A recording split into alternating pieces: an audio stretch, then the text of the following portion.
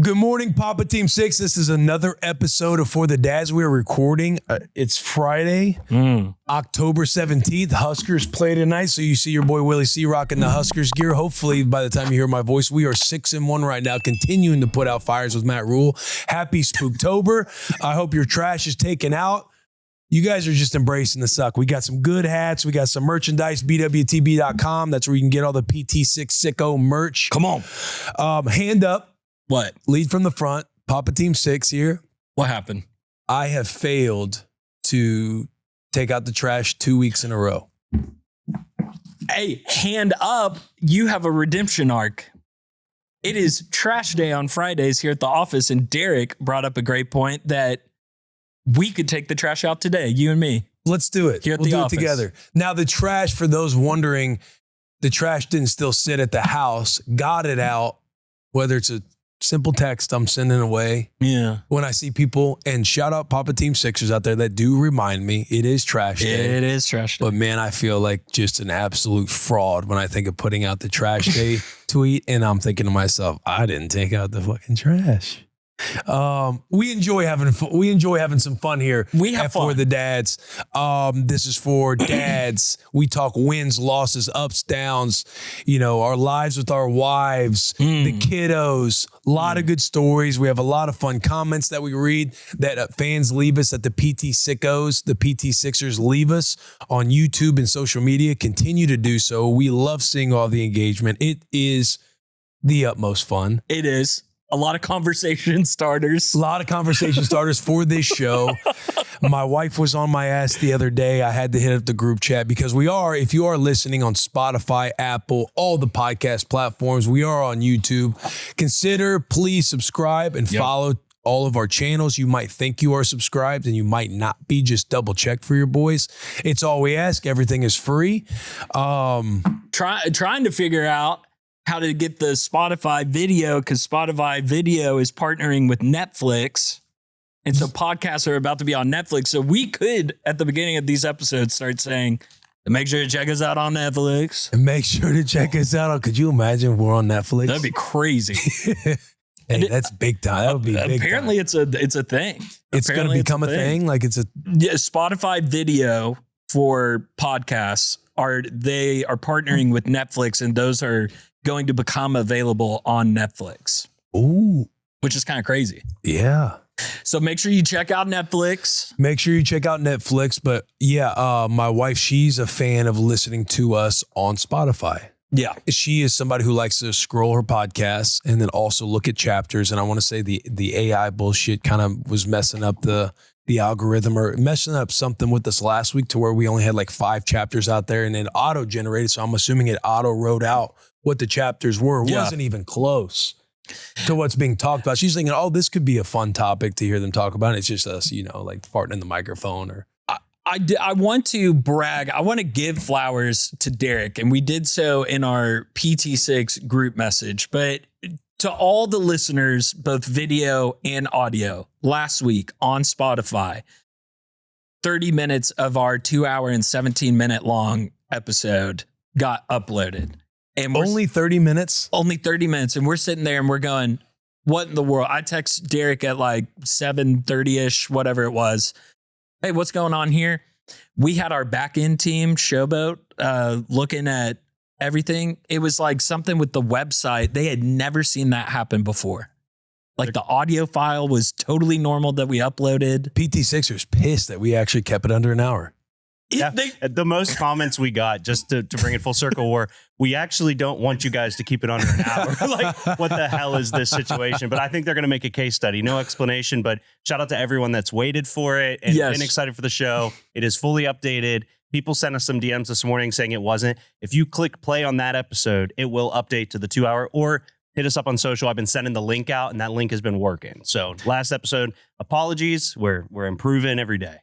Derek owes no apology because of just how much on the front lines. If you guys go through the YouTube comments and the Spotify comments from last week's episode, Derek's in there replying to every single one. That fires me up. We're on it. Here's the link. This is how we fix it. Make sure you refresh it. It actually does this. I'm watching him in real time. I'm like, Derek is so on it. So That fires me up. Shout out Derek. Shout out Derek. Shout out the community too. I like to think more benefit of the doubt. Like everybody's optimistically trying to work together, knowing that I know there's more meat on there's some mess ups here that was probably the system that's hurting our show right now. And they're just wanting to let us know. Yeah. Not in like hey, did you have any negative comments? Not too many negative ones. A lot of people were, hey, I don't know if you guys saw, or hey, just giving you an update. I love that. Really, the only negativity that came from it was people excited for the episode of like, man, my commute this morning sucked. And then after that, it got a good. Hey, you know how this Commute sucked. Good. Podcast, they only gave us 30 minutes of it. Even better. Good. You know how all this got caught though? Like how I got put onto it?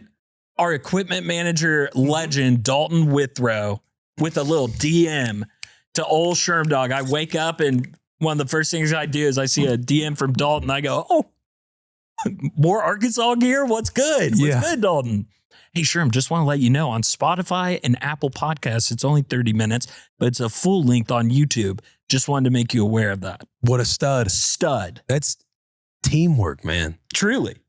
That's teamwork makes the dream work. PT6 came through clutch. We have a new sponsor. We have a new sponsor for Papa Team 6 now. Derek said it right before the show started. Ali Papa Team 6. We got Ali Papa as a sponsor. Prebiotics. Listen, I'm not going to sit here and read the words on the can. I love Olipop. It's good. I'm a massive Olipop fan. Grape is my favorite. If you followed me, I've yet to have grape. If you have followed me on X, I want to say a couple months ago, right when the season started, you know how Papa Willie, Papa Seal, I've shouted out on this show. Dads like to, when they get out of the house, they might do bedtime, whatever it might be, and they want to take a trip to the gas station. Yeah, Hey, I just want to just take a drive, some quiet time, solo dad time, maybe listen to some classic rock, maybe finish up on a podcast. I'm just going to get a little quick 15 minutes driving to the gas station, driving home, because my wife knows I enjoy a little gas station trip. Now your wife, they're just so much smarter than you, and they just outthink you to where now she just has my favorite drinks at the house, so I can't leave. Now she can't leave. Hey, Will, you say you like the Olipop grape? Got a 12-pack for you sitting at the house. Now you can't leave. That's the most Jill move I've ever heard in my life. Oh, my God. Oh, back, sweetheart, I'm going to hit the gas station. I'm going to goon with the boys. I'm going to go upstairs. That's when we haven't played PUBG in a while. But we caught a dub the last time we did catch a dub the last time we played, but that was always kind of the formula. The nights where it's like, I'm going to be upstairs, get in some video game time with my boys, with my PT6er himself, Papa Sherm. And it was always that little gas station trip. But I would put out on Twitter, I did it a couple of times, like my favorite drinks. And I was like, one that is skyrocketing up the charts that I didn't come across until I was just bored one night. Let me try some Olipop grape, buddy. Olipop grape. You just love the thought of Will in a gas station. I'm one of those guys, I know exactly what I'm getting at a gas station. I just love the idea of you in front of those glass doors. Just standing there. Same guy at the cash register. He already knows, it's always good vibes when I walk in. Good to see you again, big dog. And I'm standing there, I'm like, I'm going to switch it up tonight. Gonna switch it. Just go wide stance. Let me try that Olipop grape. What does that say? Yeah. Is that lollipop or Olipop? He grabs something. Puts it back. No, I'll go back with what I need. Fine. All right. We'll try. And then finally landed on grape too. I love that you landed on grape. Yeah. What a flavor. Yeah. I want to try Olipop grape now. Another sleeper. No, this isn't. It's not the vintage cola. Vintage cola is nice. Yeah. But the root beer. Ooh, I haven't had the root beer. I've had this SpongeBob pineapple flavor, and I've had the vintage cola flavor. Part of me, I like both. I haven't tried the SpongeBob pineapple paradise yet. Not a big pineapple guy. As far as love me some pineapple. Love just tasting pineapple. Yeah. But as far as sodas and drinks, I haven't been a big pineapple guy. So I'm kind of scared to try the SpongeBob one because the can looks phenomenal. But I don't want to not like it, and then it kind of turns me off of the can in the display. It's SpongeBob. To be completely honest, the fact or the thing that I like most about this pineapple flavor is it does not taste like pineapple flavored soda. It's very juicy and like kind of healthy tasting. And that is not a plug to Olipop. Like that's just my straight up. But look, no free shout outs to Olipop. They are a sponsor now of the show. They are a sponsor of the show, but I'm saying like take that out of the equation. This is nice. Okay. Buddy. Olipop grape. I got it. We got to get. I digress. Hey, Olipop, if you're listening. Cream soda. Get Cream soda. They got a cream soda? Got a cream soda. It's delightful. Oh, dude. Delightful. Okay, really quick, because we got to keep it Growing under an up hour. when your grandpa had that cream soda at the house, bro. Get you one of them for a quarter. Jill, how I got introduced to Olipop is Jill would get the cream soda flavor, and then she would get heavy cream and keep it in the fridge and like get it really cold. And she would put it in the Olipop cream soda. She would just do like a little dash of heavy cream and then whip it. It's like a milkshake, dude. Milkshake. You were onto something with that. That to me, it's like your wife, Jill, she knows what she likes. Yeah. And she knows how to combine things to get her taste buds firing on all cylinders. And she's not backing down. She's not backing down because she's doing like something about looking at that heavy cream and thinking this is going to go really well with this cream soda Olipop. Because she's trying to cut ice cream out of the equation. And she's like, what is a sweet treat that also like I won't feel guilty about that I can have like around nighttime, etc. Mm-hmm. Just a little dash of that. Just something. Ooh. And dude, I would take sips of it. And it truly was like a little milkshake. It was. I feel like that's an old Southern trick. Am I wrong on that? Or is this an invention? I feel like I've heard that. Maybe I'm thinking of like a root beer float. Oh, maybe. Something like that. Out of ice cream whipping. Yeah. Oh, dude. That could be a Southern trick. It sounds like a Southern It trick. sounds Cream like- soda and heavy cream. It sounds like That's something got, you go over your that's grandma's got, house. the South. That's got Texas written all over. Oh, yeah, dude. It's good. It's good. So shout out Olipop. Shout out Olipop, our new sponsor. We spent a lot of time on big Olipop fans, but now they are a sponsor of the show. They are. It has to get your piss hot. That gets your piss hot. The gentleman that reached out to me about connecting with Olipop, and I was fired up, jumping off the screen back in email form. He hits back. He's a Nebraska cat. That's right. Yeah. He's like, hey, GBR, I'm fired up. We're working something out here because I'm an Omaha boy. And he said, all that Penn State stuff you've been hearing is bullshit. Yeah. Coach Rule ain't going nowhere. It ain't going nowhere. You want to do comments? Should we get into comments? I'm ready. We have some comments broken down. I know last week, Derek does an incredible job of handing us a stack of comments every week. Last week, I pretty much read all of them, forgetting that, hey, I can select a few of these. And, I don't know how everybody else feels in the audience and the fans, how often we read and how many of the fan comments and engagement. But it's like, dude, look at Sherm. He's got a little fan over there. We got a bunch of comments. We've kind of broken some up. So I have one to give you an example. We got Dad Hack, and then there are a couple emails. People are starting to send in a lot more to the emails. What's the email they can write to, Sherm? 601thedads@gmail.com. 601thedads@gmail.com. We are now taking those emails, the ones that might be longer, that have some storytelling, that have some questions on a subject they might want us to hit, who take their time to write us an email. We're going to take those email ones and funnel it behind the 601 Dads, the hotline that people call into for the voicemail. So we're going to save some of the longer ones that we've read in the past. Those will now be behind 601 the Dads, the hotline that you can call into. Yep. So more of a For the Dads hotline and email that we're going to hit. Have a little bit more fun with the top, with the comments you guys write to us on social media and YouTube. Yep. And then if you have like hacks, wins, losses that we can share in some of those segments that we might talk about, we're doing a better job of tightening up the ship here at the For the Dads brand. But yeah, let's have some fun. Let's answer some fan questions, some comments that have been out there. The first one I got is from Matt West 9421. This is on YouTube. What's up, Sherman, Willie One Shelf? I love the pod. I've been watching since episode 1. I have a question for y'all. When did you guys know your wife was the one? And did you guys ask the parents first? Keep the grind going. # semen out. What Great question. Oh, let me continue to say how good of a question that was so I can think about this answer. I can jump in really quick. I got a fun story. Okay, you go ahead. This is a how I met my wife story. Settle in, kids. So I want to say, and listen, sweetheart, I know you're listening right now. You probably got a smile on your face being like, oh, what's old Willie One Shelf going to say during this story? Butterflies going crazy in your tummy. Yeah. But let me take you back to October. Again, sweetheart, bear with me. I could get some dates wrong here. October 2014. Ooh. We were at Dallas. Maybe it was November. Again, 2014. We were at Dallas. Yep. Primetime game.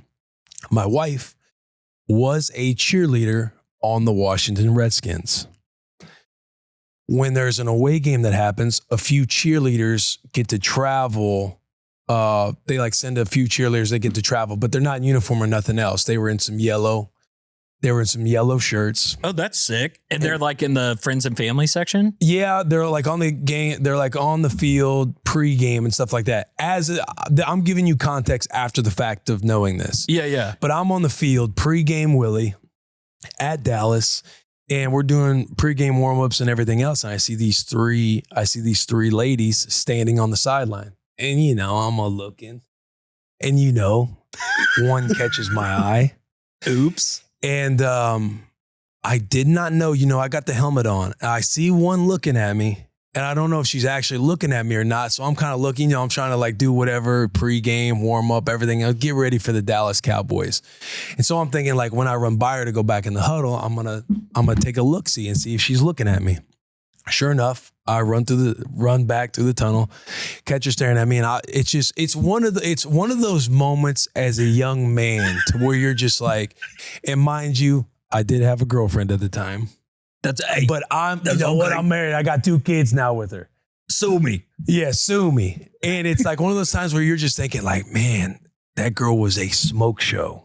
And it's like you fantasize like, what would life be like with that individual? All the men know what I'm talking about. And you just play this game in your head.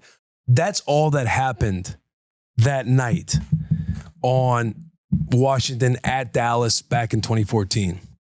Fast forward the next year, it's the off season. Alfred Morris is having a kids charity football camp.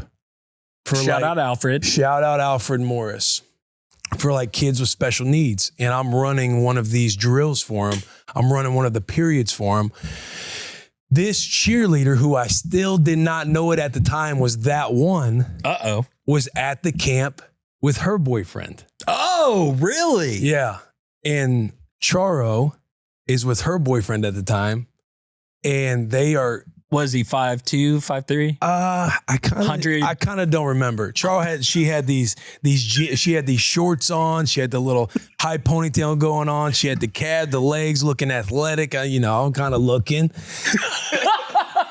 And they're part of my drill. Like as I'm running this 4-cone drill, and so there's a pizza lunch break, and I see her, and she's got this Pro Bowl hat on. Listen, your boy has zero game. And so I see her during this pizza lunch break, and she's kind of walking kind of close by me. And I'm like, I see you got a Pro Bowl hat on. Where'd you get the Pro Bowl hat? And her smart ass, like she is, she said, I got it at the Pro Bowl. I was like, all right, yeah. Did you like go to the game? And she goes, I was in the Pro Bowl. Like I'm a cheerleader for Washington. Yeah. I was like, oh, sick. I kind of don't remember the rest. That honestly might have been it because I just don't have a whole lot of game. And I'm thinking her boyfriend's there. Like I'm kind of hungover. Did you tell her you kind of got cheated out of the Pro Bowl that one year? No. I wasn't in that kind of form around to the public or anything else. Yeah. And but anyway, so I meet her at this charity camp.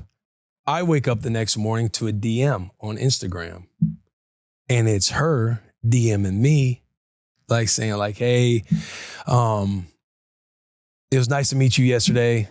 I see that you have a girlfriend. I have a boyfriend, but that doesn't mean we still can't be friends. Damn. Yeah. Charo. So we start messaging back and forth, and man, I wish I still had them. I don't, but we find the realization, I want to say she might have mentioned something about the Dallas game the year before, and I come to the fucking realization that she was the girl I was looking at and fantasizing about on the field. And I love, that he was in his feels because this guy is a sicko before he watches a football game on TV. So I can only imagine what your mind is like before a football game, how black your heart has turned to prepare for this football game. And then you see this smoke and you're like, yo, damn, what would life kind of be like? Yeah, bro. And then even though she said that and that kind of means one thing to a guy when that's being said to you in a DM, is like, that doesn't mean we still can't be friends. She never hung out with me for like the next 8-9 months. Like, I'm trying. We're having conversations. She's making me laugh. She was one of those girls where I'm like sitting in the parking lot before I go into my apartment. I'm like spending 45 extra minutes just sitting out there messaging back and forth with her, not wanting to go inside. Yeah. Because I'm enjoying the conversation we're having. Like, we're sending each other songs, like jokes, like all the different things. We eventually see each other. We eventually hang out. We eventually start dating. Now we're married with 2 kids. Let's go. And I say all that to know it's hard for me to like pinpoint a moment where I'm like, this is my wife, because I will tell you, I feel like that thought continues to ascend like as I see her as my wife and a mom. Yes. Like, the love gets that much stronger when you witness them being a mom, when you witness them being like your partner. Like, there's so many times where I'll just be driving home thinking, like, whenever we like solve a problem or she has my back with something or one of us is stressed and we're helping each other out, to where when I do reflect and have that gratitude, I'm thinking it gets so much more badass when you are married and you have kids and you are being partners and you're being good partners and you both care about each other so much. Like, the way Charles thinks about everything in my world, and she's just a badass. Like, it's a love, like there's nobody else who's loved me the way Charles has loved me, that's opened me up to like more love and more ideas and everything else. Like, I'm a homebody. I hate vacations. And if I think of a core value of Charo, it is adventurous. She loves, again, we'll get to it. She's going to London all next week. It's sad. She's taking Rue with her. No. Yeah, so it's just going to be me with Scotty, the easiest kid. We're going to have a lot of free time. Okay. Wow. But she's going to London next week. She was wanting to go in the summertime. We couldn't make it happen. We're going to a Dermot Kennedy concert here on Sunday. Like, she loves doing stuff that she's really pulled me out of my comfort zone. She's like introduced me to things that I didn't think that I would be doing, like, as an adult. She's a very ambitious, like, working, career-oriented woman, somebody I didn't think that I would marry, doing all the things that I was doing. I thought I would have more of like a stay-at-home mom, stay-at-home wife. I'm not saying that's good, bad, indifferent. I'm just thinking like how I grew up thinking about everything. Yes. She's very different than what I had imagined. And so I can't pinpoint an exact moment because we had a lot of fun when we were younger. And that is a moment that sticks out, is like, yo, that was the chick that I was so just laser, you know what I'm saying? You know what I'm saying? We was talking about the pep rally last week. And I was like, yo, this woman is stunning. And it turns out the way the universe worked to like bring her back around for that day at that charity camp, and then to have the DM, and then to find out that that was the girl. Oh, the only thing selfishly that I wish is that you had done one of those, hey, buddy, think fast, and just throw a football at her boyfriend that she was there at the camp with. And he just, boom, off of his face. He's like, hey, right here, buddy. Yeah, right you here. got to use your hands. And then just snatch one out of the air one-handed. Will, if I can ask, as a guy that just genuinely doesn't know, is there no relationship between players and cheerleaders? Like, how you went there was no without so knowing a big that? Reason she wouldn't like hang out with me is because she was still on the cheerleading team, and that was like a massive no for cheerleaders and players. It's kind of a, what do they call it? It's like an unwritten rule, but it's very, it's like a double standard. Like the cheerleaders it was like hard pressed. They couldn't talk to football players. But we're never told to like, hey, you can't do anything with cheerleaders or you can't date cheerleaders or anything like that. Yeah. So that was a reason why, like, the first time we did hang out, it was very sneaky. It was very under the wraps. She was very like weary because she was like a captain of the cheerleading squad, and she took it. She was that was when she was a tax accountant for what is it, PBC or PNC? PNC, one of the big ones. Yeah. Dang. And she was also a cheerleader. So yeah, she was crushing it. Oh, I didn't know bro. she was a captain as well. Yeah.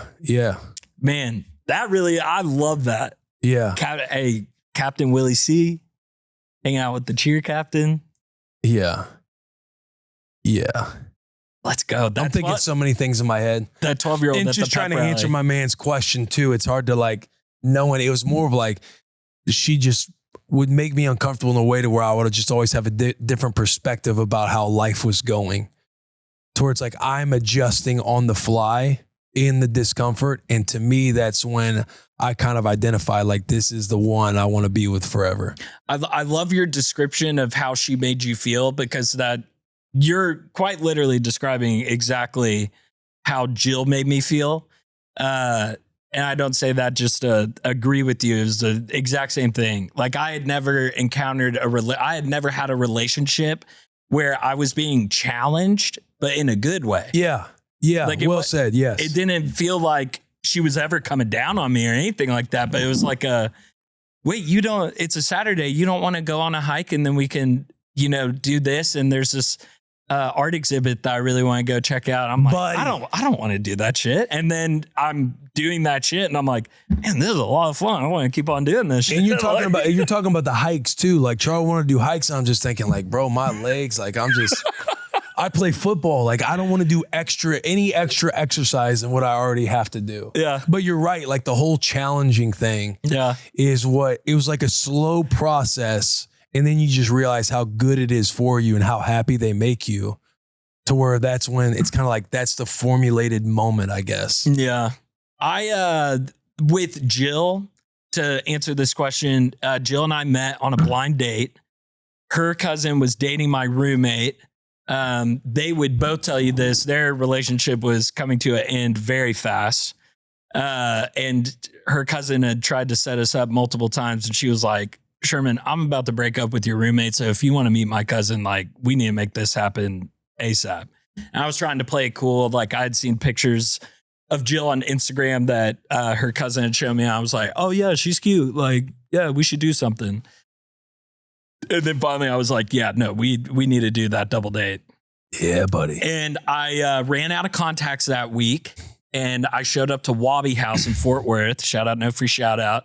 And I saw Jilly Bean across the room, and I said, fuck, I look like an idiot in my glasses. And I took my glasses off instantly and I put them on the back of my shirt, because I was like, this girl's way cuter than even her pictures. Lost my glasses that night. Off to a hot start.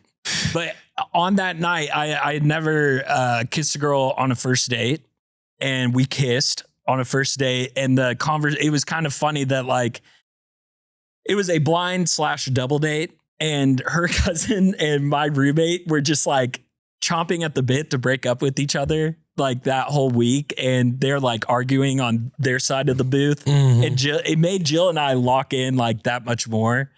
And we had a great first date. But I do remember telling my mom after the first date, I said, I think I might be in trouble. I'm like, I'm feeling it with this girl. But the moment that I knew, like, okay, I want Jill to be my girlfriend, or I guess like, this might be something more, was we went to a Rangers game together.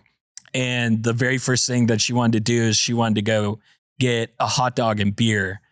And when we were ordering, she goes, is it bad, or like, is it okay if I get 2 hot dogs instead of just 1 hot dog? And I was like, yeah, you can definitely get 2 hot dogs. And she so fast turned and goes, I'll do a Michelob and 2 hot dogs to the person. And just seeing her with like the little ketchup and mustard and the hot dogs and like the beer, and just her not worried about like, I need to look cute on this date, but more so just enjoying the moment. And like, what I love about baseball games is hot dogs and beer. And I'm getting to enjoy this. I just love that quality about her. I was like, she's so unabashedly herself. And that just opened up to her. I had a I was coming out of 2 different relationships that in college were like on and off type stuff that I never felt confident in, if that makes sense. Like I kind of left those relationships going like, who am I as a boyfriend? Like, am I a good boyfriend? Do I You have no clue. Like these women, they're like reeling, like taming these men. It's like taming a wild horse. Yeah. It's like taming a wild horse, bro. And then Jill kind of showing me like, hey, you definitely suck. Like, like truly, like, hey, yeah, you definitely suck in these areas, but like, and as men, you don't know it. no. Like I remember when I didn't get Charles something on like Valentine's Day because it wasn't like, maybe it was more of like the defining the relationship style thing. And I just remember her having some like thoughts about it. And that's when you know too, as a guy, like when your girlfriend is upset over something and it bothers you, even though you might be upset with them in that moment, but when you walk away and you're actually kind of like, I should have done X, Y, and Z, versus like when you know that there's no future with the girl, you're almost just staying mad about it. You're like, God, this is fucking, I'm going to have to deal with this, blah, blah, blah, blah, blah. Yeah. And then you find yourself kind of beating yourself up about it. Like, all right, I do have to kind of figure out a way to come around to whatever said thing is. Like the first time I went out and stayed overnight with Charo, super nervous, like awkward. And you know how it is too. Like when you stay with a girl or you do like they stay over at your place or something like that and you kind of wake up the next morning, you're kind of like, I need to get out of here, or they kind of need to get out of here. But I was going out to spend the weekend or a day with her in DC, like around her friends. And I remember when I first went over to her house, and again, your boy, no game, super nervous. We're in the kitchen, like making up a game. Go ahead. Post veneers? No, this was pre-veneers. I didn't get veneers until I was in Tennessee in 2018. So I had this is the old Willie Chicklets, thick neck, Come on. small teeth, looking like a zone dog through my mouth that Charles got to know. 2016 10th hottest player in the NFL. Yes, mind sir. you. No Mind you. smile. Yeah. Don't show them teeth. All right. Show the teeth. Oh shit. But we like made up some game in the kitchen and we're like throwing bottle caps, like basically playing washers, but with like grocery bags and a bottle cap, like having a good time. We go out that night, have a lot of fun with her friends. She gets me dancing. I'm not a big dancing guy or PDA guy, but I'm sitting there, I'm belly rolling. I'm fucking, it was I was liquored up pretty good. And then you come back home and you're eating I was like housing some Oreos late at night. Kind of wake up the next morning. She had to go do something for Bar 3. She was managing a studio out there at the time in DC. And then that's where I kind of slip in. When she leaves and walks out the door, I'm kind of like leaning out of the bed, kind of like, wait a minute. And then I go hit the bathroom and just drop a monster.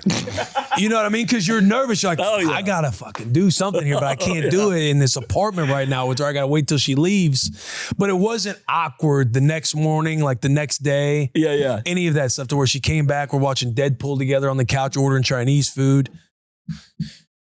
So you kind of know that something's there. Like when you're talking to the parents about it, when you're talking to your boys about it and everything else.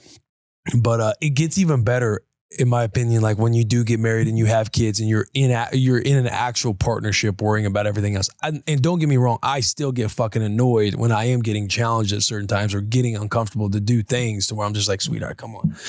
We can't just kick it at the house. Yes. Like, why don't you go? You guys go have a great time. I hope you have the greatest time in the world. I kind of want to just stay home. The Huskers are on about the Huskers are on. We spent a lot of time on this, and yes, I did ask her. I called her dad and asked him first before I proposed. Yes, and I took her mom. She has a stepdad, but I took her mom and her stepdad to dinner, and I asked their permission at Uncle Julio's in Fort Worth. Love Uncle Julio's, bro. That tableside guac. It's so throw in good. the pineapple and jalapenos. I got a whole thing, keep the show under an hour, but they're not doing the yellow queso anymore at the Nashville location here. And it's just a whole thing. Heart's broken, honestly. Like I've been wanting to tweet about it a lot, but I love Uncle Julio's too much. So I've kept my mouth shut. No more queso? No more yellow queso. They're only doing queso blanco. And no offense to queso blanco, but the yellow queso at Uncle Julio's is what put you on the map. Sorry, you go ahead. Sorry. Cody Priest, this is on Instagram. Our baby boy Cooper James was born on October 2nd, 2025. Thank you so much for the podcast every week and sharing what it's like to be a great dad, both Sherm and Will. It was also a pleasure to meet you, Willie One Shelf, at Benji's Bagels the other weekend. Shout out, Cody. Thank you for writing in. Reporting for duty, PT6 Priest. What a legend. Let's go, Cody. Let's go, Cooper. Congratulations to you guys, too. I know you guys are in it right now. I have JT Clifton. This is from YouTube. He said 7 a.m. iPhone alert, new episode for the dads. The boys talking me. Oh shit. I forgot to take the trash to the curb. Full sprint. Can to the curb within 5 minutes to spare. W. Ride together, died together. PT6 for life. Great sign off. So you may have missed your trash day, but guess what? You doing this pod made him remember his trash day. Yeah, and he's sitting there like, damn it, Willie C. Yeah, he probably heard this episode. He's like, the urgency he felt can't let the PT sickos down.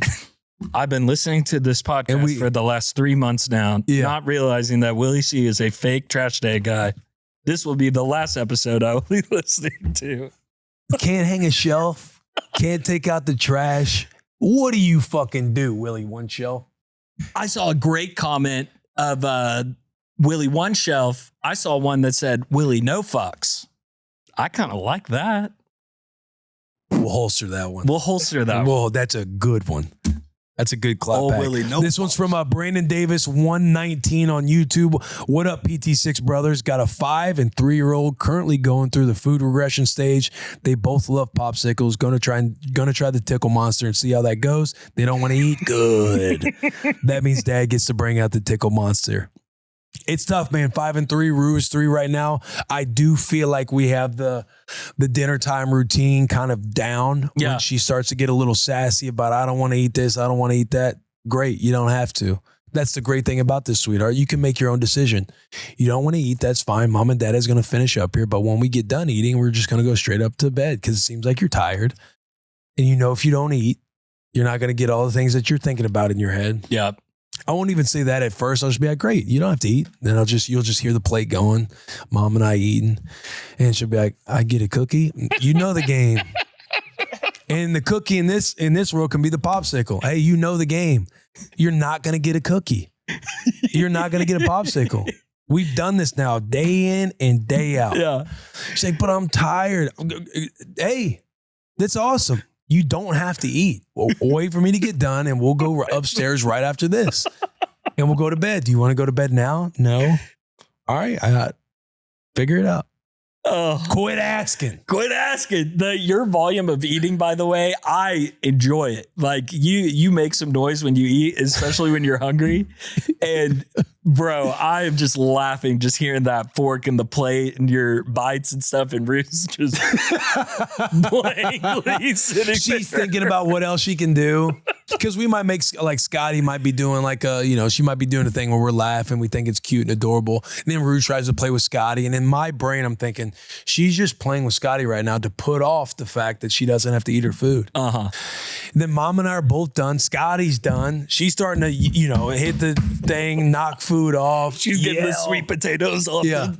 Like, Scotty, we can't get out. Rue's got to eat her chicken. Rue, you got to eat your chicken. I don't want to. Okay, well, let's get up. Let's go to bed. I don't want to go to bed. Eat your chicken. Ugh. Dad doesn't love me? Yeah, I guess. I got one from Cody Wilkerson on TikTok. Boys, I'm in the middle of chaos. My wife and I are both middle school teachers in Alabama. She's at a conference until Saturday. I'm holding down the fort with my 2 boys, ages 2 and 4, until then. While I was at work today, got the call from the daycare that the youngest has hand, foot, mouth. Oof, I'm supposed to coach the oldest in his soccer game tomorrow night. My wife called and asked, hey, how's everything going? And I hit her with a good. Hand, foot, mouth. We just got over that with both the kiddos. Yeah, Cody, best of luck to you, dude. Just keep on washing those hands, dude. Yeah, keep washing the hands. Keep being sad when you just see the bumps that they get. It's just the saddest thing in the world. and they can't eat right. Like it hurts their mouths, right? Fortunately, yeah, that's how it was with Scotty. Fortunately for Rue, like it was more of just she had like the bumps, the rash stuff like on her feet and hands and her butt. That bothered her. The stuff on the butt bothered her because it was in the crease. It was in the crease right below her cheek to where it like bothered her to go to the bathroom, and that sucked because she was like sad because it was painful for her. Yes. But she didn't have a fever. She didn't have the sores in the mouth. She wasn't getting like those symptoms to where it was like you felt like you had to keep her from doing everything because she was like actually sick. Scotty she had the sores in the mouth, wouldn't really drink her milk. She had to drink like cold milk if she was going to have her milk. Which kids hate. I found that out the hard way when Jill was out of town. Cold milk? Yeah, just let the milk sit there for too long. And Scarlett's crying and crying as soon as like she takes like 2 pulls from it. She just, I'm like, this is your favorite thing in the world, and I know you're starving. Like, why are you screaming? And then it finally clicked after like the 8th time. And heated that bottle up, and and she's screaming the whole time that I'm heating the bottle up. She's just sitting there in my ear, and I'm like, I know. As soon as I got that hot bottle in. Yeah. I tell you what, you hit a good one. Like I want to say, Rue, it needed to be hot. And I want to say Scotty at times will take it when it's cooled down. Like some of them kids are just sickos, bro. They don't care how. They just want it. We've done cold milk.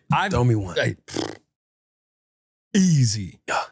We've done cold milk before, like at the park. We took Scarlett to the park and we forgot our the heater. The portable heater. Yeah.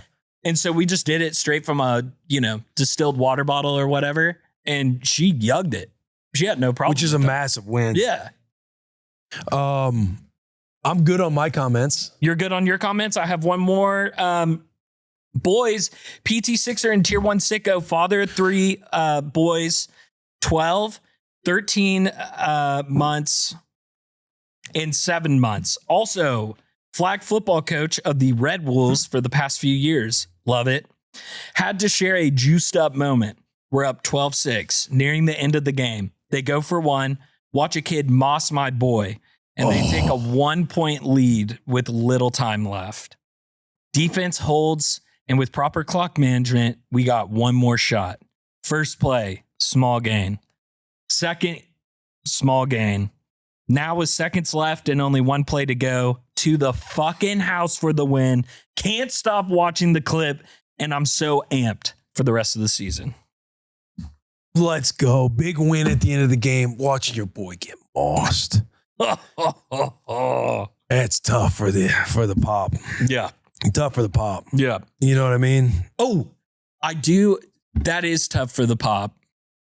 Yeah. I don't know how I would handle that as far as with Scarlett. And I've talked with Jill about that of like sporting events. I kind of understand now why sometimes my dad would like watch my sporting events from the car. I think it was nerves for him. And to me, I always thought, why is my dad not in the stands for these track meets? Like he goes and he gets in the car and like, I wish he was in the stands. And now me as a parent, I'm like imagining myself watching Scarlett and I'm like, I get why dad was in the car. He's nervous, a little nervous. Yeah. But you feel like he would have been somebody that's got to be yelling? My dad He just puts himself in the car? I think he was one of those that he had nervous energy and didn't want to give that off to me. Especially gotcha. for track meets. I think he was just trying to be like, hey, Sherman does a really good job of staying positive and clear mind. Like track was a sport that like I excelled at. And I think that we talking shot put? Now, hey, we talking, what were you on the training stuff? You talking about track and field? We talking shot put over there? You putting ice yacht on people? Like, what we doing? But he was just like, what were your events? 800, 4x4 and 400. Oh, dude, that's a tough day, bro. It was a tough day. For you. Yeah, it was a tough day. But I did back in the day. What was your 400 and 800? 800 was not my race. I think I only broke, or I got very close to like a minute flat I would You mean run- on the? You talking the 400?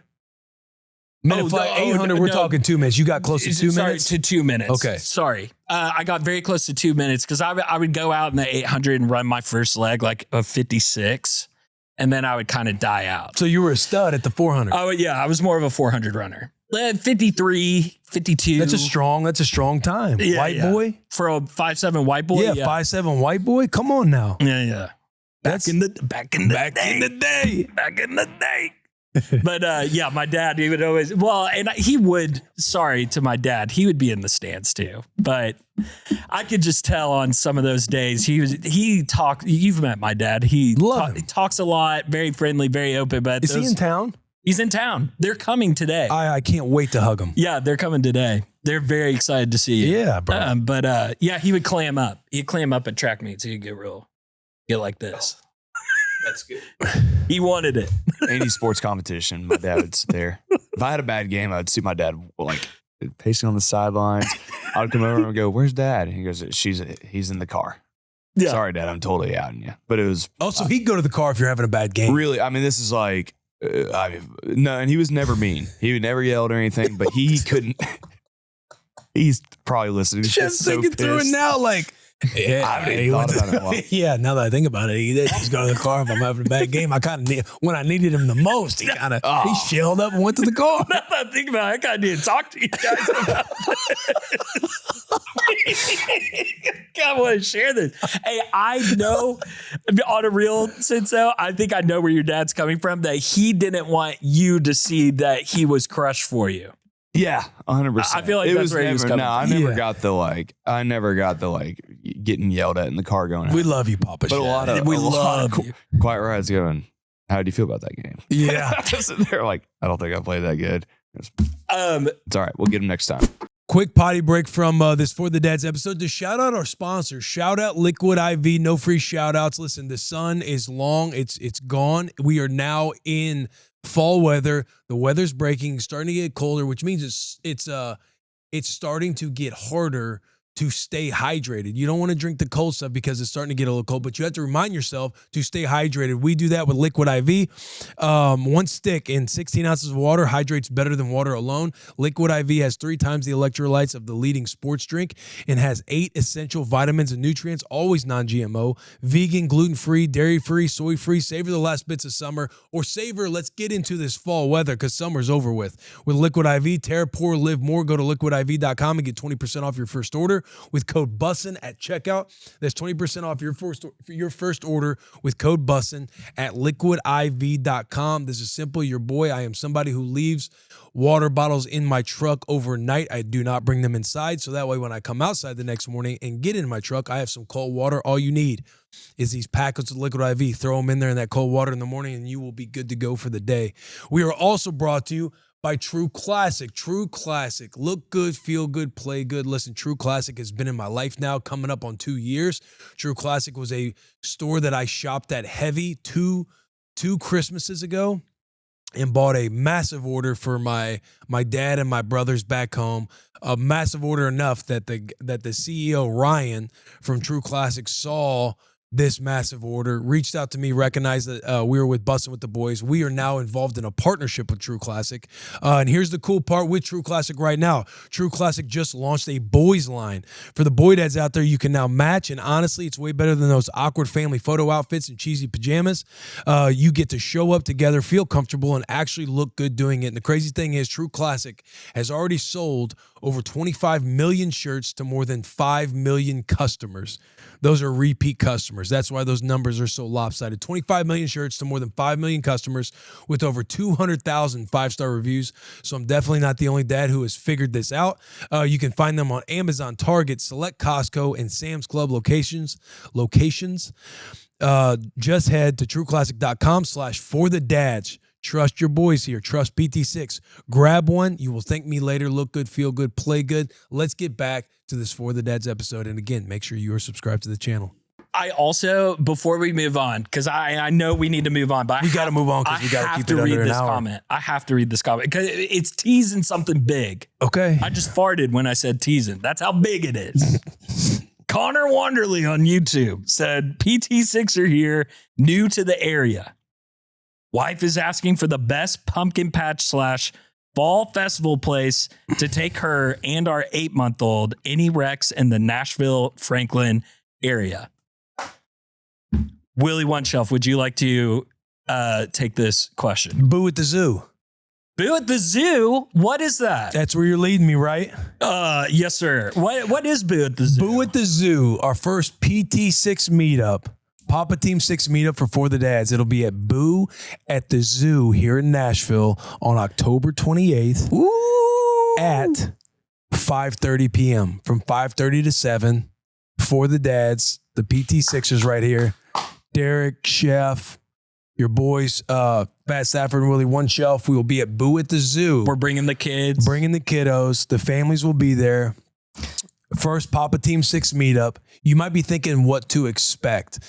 I personally don't know because part of me is like, this isn't going to be like a meet and greet. Yeah, not so much a meet and greet. We might bring like the meetings of the minds, meeting of the PT6ers. Here's what the vibe is going to be. Here's what it has to be. Because we got the kids there. Rue's going to wear her fairy costume. Yeah. She's going to dress. She's going to be in a stoom. Yeah. We might as well. I might be in a stoom. Well, we're there to have good family time at the zoo. Yeah. Whether we do it with a crew or we all meet up at first, say a few words, some daps, maybe some quick selfies. But the thing it can't turn into is a full-on, like a meet and greet type of thing while our wives and kids are standing there and just the dads are talking shop, talking stories. And we just some dads. Yeah, we just some dads. We're going to have the dads. same anxiety, like kind of, I know my wife's like, hey, so what are we doing here? Is this just a photo shoot or are we going to have some fun at the zoo with the kiddos, with the family? We going to the giraffes or what? Yeah. Rue wants to see the lions. Oh, Willie one pick, maybe two. And that's it. Yeah. That's it. But I will say the Nashville Zoo has done a really good job with the Boo at the Zoo. It's decked to the nine with pumpkins, skeletons, all kinds of spooky stuff.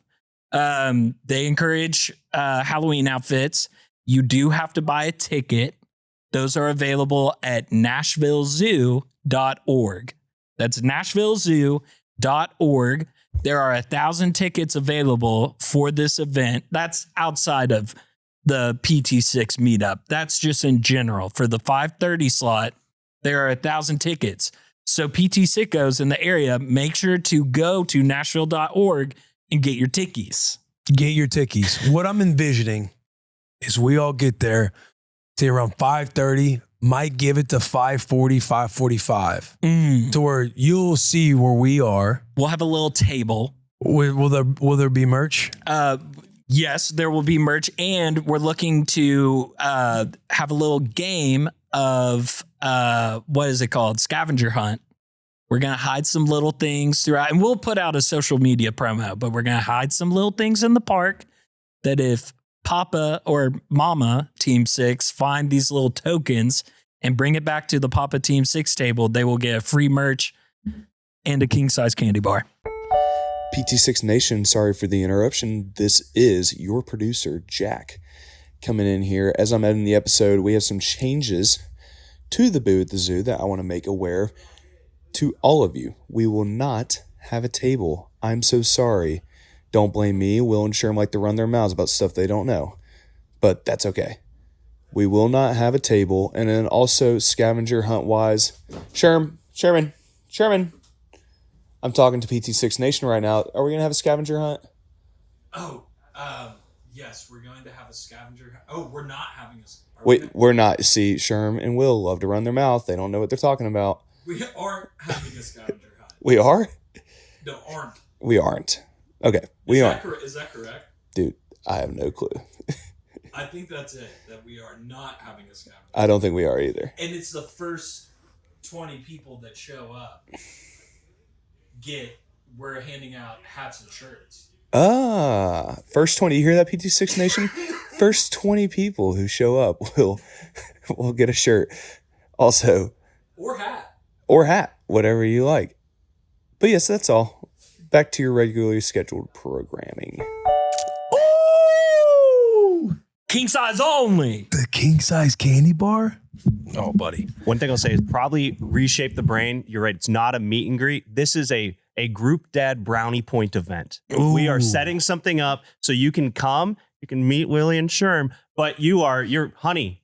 We're going to Boo. You always want to go to Boo at the Zoo. We're going to Boo at the Zoo. We're going to Boo at the Brownie Zoo. Point meetup. And in between that 5:30, 5:45, when we're all there, like at the table, I think the best thing would just be get a squad photo Yeah. of the PT6ers. Oh, We get that would be families. sick. And we just do a big group photo. And Yeah. then from that group photo, you can get merch. You can go on the scavenger hunt, find tokens if you want to. Just enjoy the evening Enjoy at the the evening. zoo. Yes. And we'll see each other, PT6. Hey, and the goal is wife goes, hey, isn't that the two assholes that you listen to on YouTube over there? Sitting over there? And you go, oh yeah, that's weird. They're here too.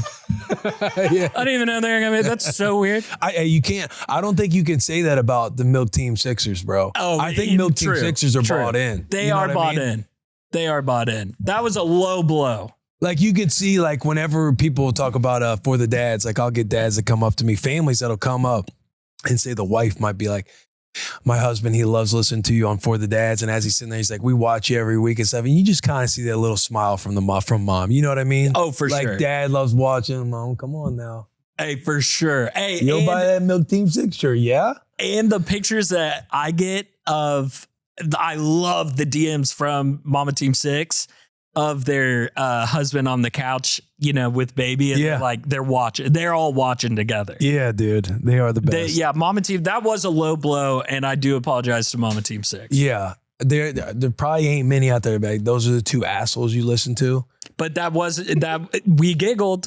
We did giggle. We did giggle. It was we did giggle. Hey, we just have fun on this The show. only tight moments I would envision is if, like, say you're new listening to the show, and let's say it was last week's episode or the week before that, and the first thing that's getting said, Papa Team 6, oh, hope your belly's full and your balls are empty, and then the wife's like, "This is what you've been hearing about." This is your example.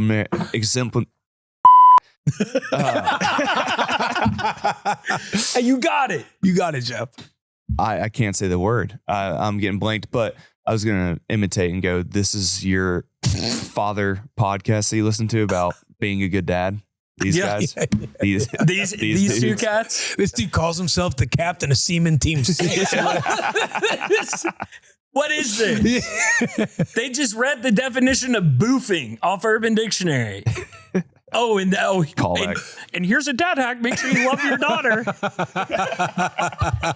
Here's your survival kit. Make sure you have an extra passy. Oh, let's get into some dad talk. Let's get into some dad talk. I've been going through a few different things. We'll go through again wins, losses, what we'll crack a cold one to, some survival kit dad hack, some things that I've been experiencing over the last week or so. We have our Halloween costumes dialed in. I'm jealous. I need to. I was hoping that we could be like a Star Wars crew. Like Rue could be Rey Skywalker. I found this like dress.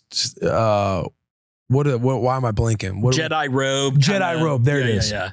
This like robe that was like a dress Jedi for Rey Skywalker, to where she's got like the bubble, the triple pony, the little bubble ponytail going on. Rue loves the bubble ponytail. Like, yo, if she rips Rey Skywalker, I'm looking into full on Darth Vader costumes. You would be a great Vader. We could put Scotty. We could put Charo. Beautiful hair. We'll get her as why am I drawing a blank? That would be Princess Leia. Princess Leia with the side buns. You get little Scotty as Yoda. Find a little adorable Yoda costume with the little, the little netted, where you'll see it on Etsy, the little netted with the Yoda ears and the paws. Is that what y'all are doing? We were going to. And I'm juiced up about it. I was about to say, if y'all did do that, then we could also do Star Wars as well. And be other characters, but also do Star Wars. So for Halloween, we're going to be the Inside Out crew. That's a massive win. Love it. Oh, you don't like Inside Out? Ask who I am. Oh, no. No. Worse. No. I would have loved to have been anger. I'm fear. That's funny. Was that Charo's idea? Yeah. Charo, well, hey, hats off to Charo. That is funny. You got the glasses and the little wig and everything. Bro, just type in fear costume. Fear costume Inside Out. And Charles gets to be, what is it? Bingo. Oh. I'm sorry. I was thinking of Sadness. I thought Charo was having you dress up as the blue one. No, I think that's gonna be Scotty because her parents are also like, we're rounding out the 6. Okay. Yes, your fear with the bow tie and yeah. Got this long-headed costume thing that I'm just gonna be wearing. I'm trying to be Darth Vader. I'm trying to force show people. I was like, hey, we should do some like, whether it's like DC superheroes, I was gonna be Bane. Put Scotty as Wolverine, but no. I gotta be Fear from Inside Out. You look it up? We have it pulled up. Will, I think this is going to look great on you. You're going to look great. Don't be. And he's got a little houndstooth going in his vest. That looks awesome. Darth Vader, bro. Would it be salt in the wound if then I did Star Wars? I'll be Darth. Yeah. Would that upset You guys just come decked out 6 Star Wars costumes. Is that what you are wearing to Boo at the Zoo? No, Boo at the Zoo. So Rue wants to be a fairy. She Okay. saw this dress. She wants to dress. She's all about princesses and dresses. And everything else. She wants to be a fairy. So Charo we're thinking like, all right, for Halloween, we want this, we want the squad fit all inside out.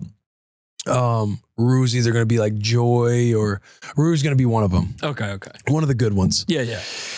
And she's like, here's how we knock out the fairy costume. We'll let Rue wear the fairy costume at Boo at the Zoo. So that way, when it's Halloween time, hey, you're going to 2 costumes. We got Halloween, Boo at the Zoo. You're going to wear the fairy. And then for Halloween, you'll get to be one of the characters of Inside Out. Yeah. Charles gets to be, what is it? Bing Bong. Charles Bing Bong. That's the so inflated sick. one. I wanted to be Bing Bong. I was like, why can't I be Bing Bong? She's like, the sizes. You would have. I ordered it. Sizes.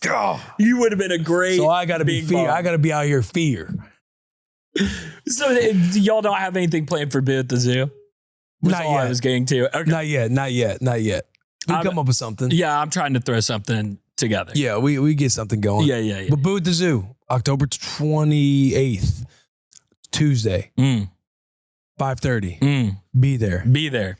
I think I might do Fat Stafford. That might be my dress up. Get some shoulder pads going. Little Matt Stafford jersey. That could be good. That could be good. Maybe I could hit the Willie One shelf. You should be Willie Yeah. One Shelf. That would What be are we good. thinking? What are we talking about here? That would be We good. got the costumes. We do. I have a question for the audience. Please. I have a question for the parents out there. Rue is 3. Her personality is as big as ever. Okay. I see a lot of great signs of confidence and leadership, but she's also very sassy.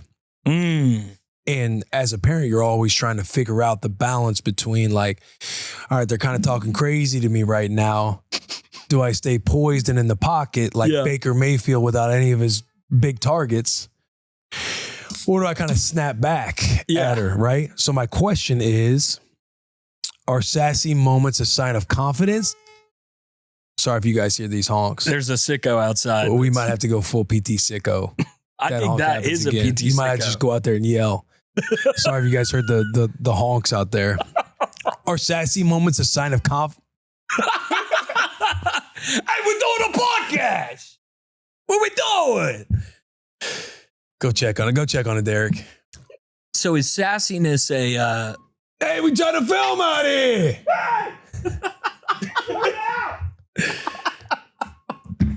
Yeah, are sassy moments a sign of confidence?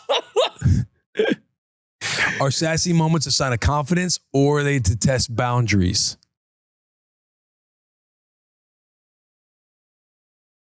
I think that's a great question. I'm running through that in my mind. / I know what you're saying because I've seen you deal with Sassiness. with sassiness and attitude pretty, like, I think really well.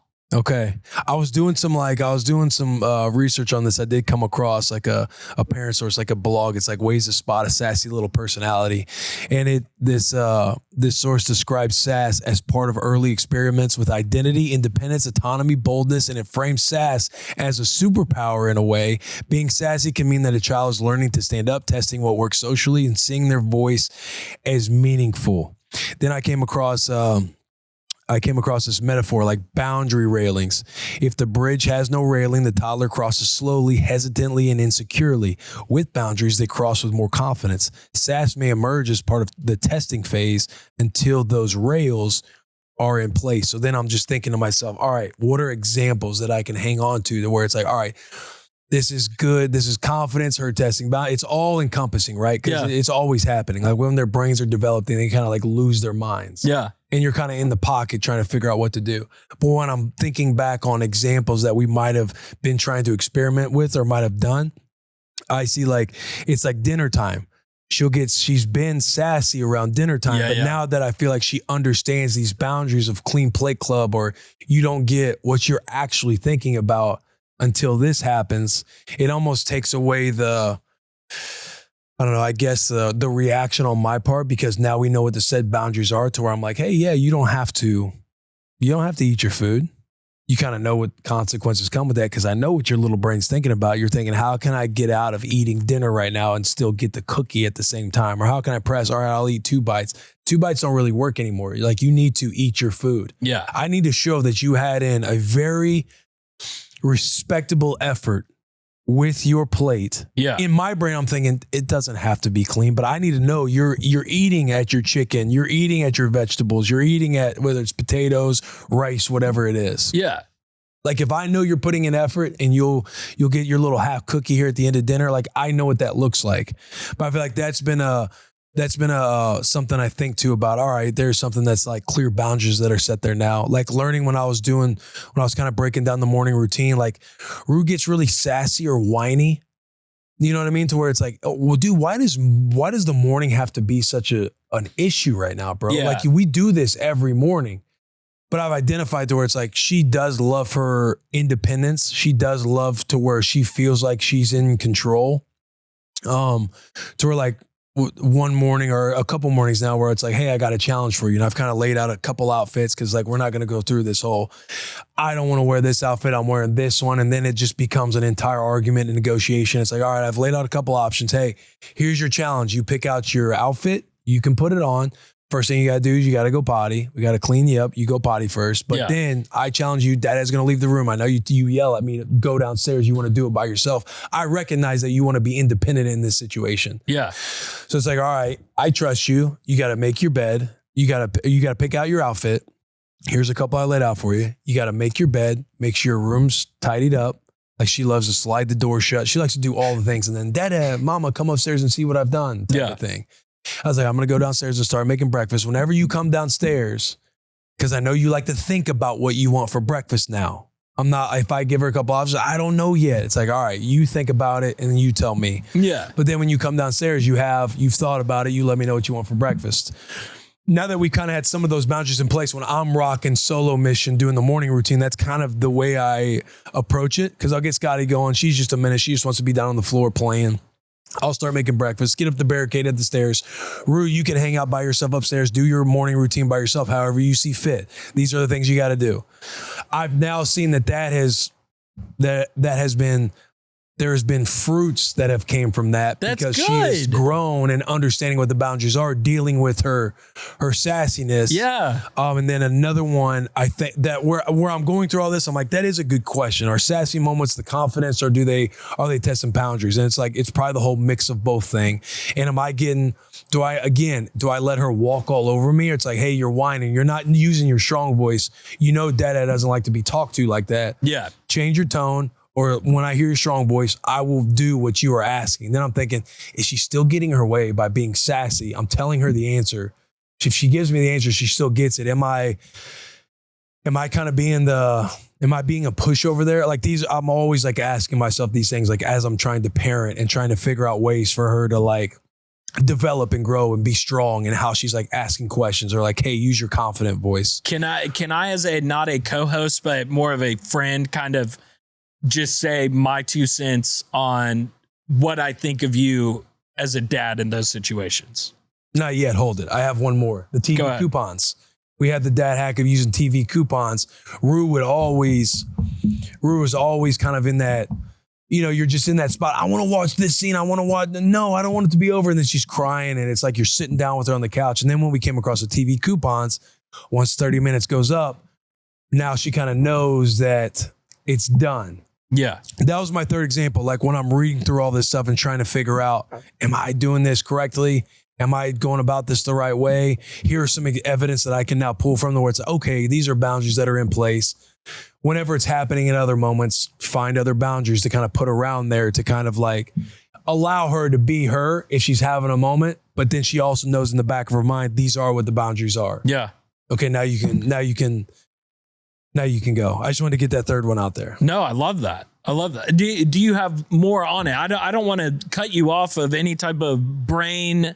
Like where else is your mind going with my this? mind like goes through there because as I pose that question to parents that might be like wondering the same stuff, here have been my like highs and lows and how I've tried to like navigate those things on the whole boundaries issue. Yes. Am I being a pushover?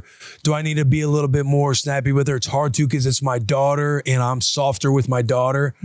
But also I want to, mold a human being that I see is fit within like resilience and leadership and humility and like, hey, here's how you need to be talking to people. Am I allowing it a little too much? Am I doing a better job here? I'm more so communicating things that I look to that I've done that are now, I feel like evidence in my eyes and things that kind of help me think about what that next thing might be to put boundaries around. So I don't allow her to be out of hand in certain situations. So I'm more of like talking through this with the parents at home through this out loud on, hey, here's some things that's worked for me. Here's some things that I'm thinking about now where I can do better. Yeah.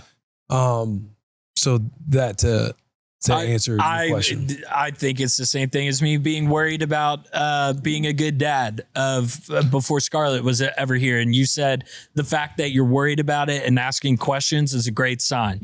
I would say that about this, of the sassiness issue, the fact that you're worried about it, you're thinking about it, you're adapting, you're trying new techniques.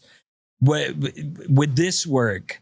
What if I gave her some more responsibility? What if I gave her some more places where Rue can make the right decision and put the ball in her court instead of reacting emotionally and trying to take the power from her in that situation? Right. Like, I think you're doing a great job of just confronting the issue, whether or not sassiness is...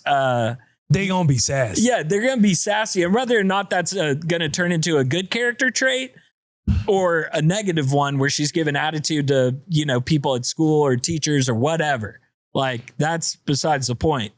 I think you're doing a good job of identifying it, navigating it, and trying to find a solution or a way to make this a good thing, make this a character trait, and to brag on Rue at the Fall Fest. We were doing drawings.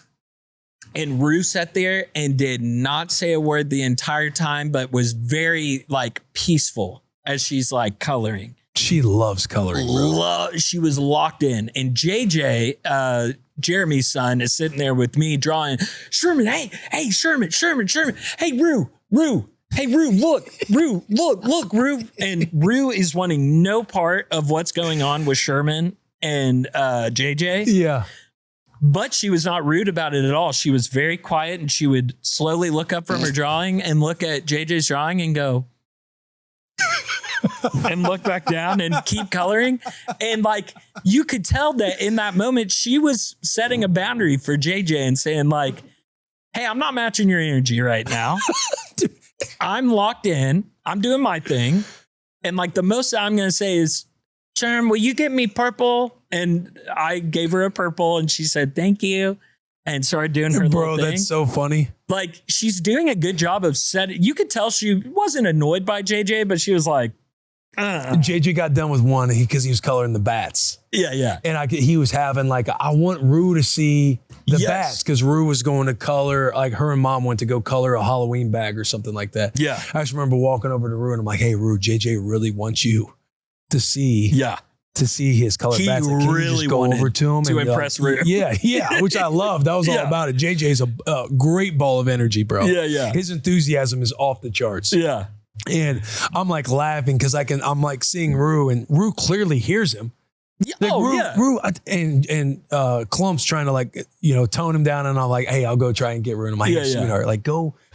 He wants to show you this color. It's just like when you run up to us and you're like, hey, just look at my drawing. And we're like, oh my God. Like he wants to get like, go give him a little something.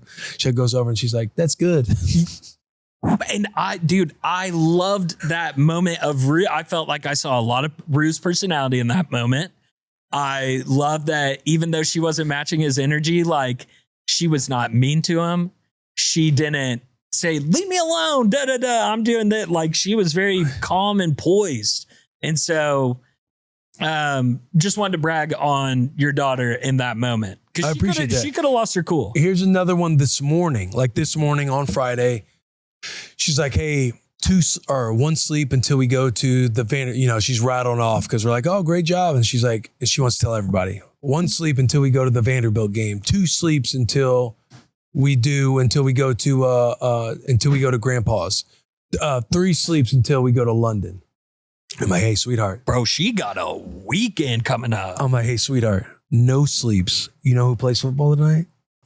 And she's like, who? And I'm like, the Nebraska Cornhuskers. And she like I'm like holding her hand. She kind of like leans back and she's like, Dad, you know who plays football tonight? And I'm like, the Huskers. And she's like, no. She's like, no. And she starts kind of getting sassy with me. She's like, no, Dad, I say who plays tonight. You don't say Huskers. You don't say nothing. I tell you Huskers. Like, all right, I'm on a knee down on her level. And I'm like, and again, I'm having one of those moments. I'm like, you little. I'm like, all right, let's do that. And she's like, and then she tones her voice. She's like, Dad, who plays tonight? And I'm like, and she's like, the Huskers. And I was like, oh, the Huskers. And I'm thinking in that moment, like, am I just letting her walk all over me? I think she has, I don't know your daughter all that well, but you're going to go through it. I'm just saying 3 is a different vibe, bro. She's wanting that independence and that control and dude, I think that's a cool thing that she wants that. She knows she's very much, she's like a boss, dude. She's like we went, I'll just go ahead and say this is a survival kit. And I apologize. Like I know, I'm sure you have some stories as well. I'm just starting to go off. You're crushing. We had to go to, our Charo takes her after swimming lesson on Tuesday, took her to Dick's Sporting Goods to get cones for soccer. She's got a soccer ball at home. She goes to like soccer once a week. But she gets the cones and brings them home. She's got Charo out in the front yard running drills. She doesn't want to play soccer. She wants to be the coach that she's observed every time at soccer practice, and she's putting Charo through the drills. She's not the one doing soccer. Yeah. Like, Dad, I can get my apple juice. She comes inside real quick, gets her apple juice, and I look out there, and Charo's the one doing the drills while Rue just sits back and watches her. No, Mama, no, around. Yeah, do it this way. No, the cone goes here. Survival kit, go get some cones. Kids love cones. Dude, I love that. It sounds like you got a commander-in-chief. Got a little commander-in-chief in training, bro. You got a little Mike Linebacker is what it sounds like. Green dot? You got a little green dot. We got a little green dot. I think it's cool. I think Rue is setting herself up to be a very competent, independent, sure of herself and her decisions. And it will come out sideways, dude. She's 3. I'm not giving you advice. I'm just talking through I this. feel you. I feel you. But I think that's badass. It's more like leaning on the parents out there that have had their 3-year-old or they're currently 3 or maybe they're 2 thinking like, oh, what's the age of 3 like? Like, just buckle up. Oh, yeah. We were at Italy's last night. Mac and cheese was too hot. And it really wasn't that hot. Like, sweetheart, you got to blow on it. And she's yelling at me, no, don't blow on it. I'm like, dude, I'm trying to make your life easier. And she doesn't want to, we're like, you got to sit and let it wait. Like, eat your chicken tenders or eat your chicken fingers until your mac and cheese cools down.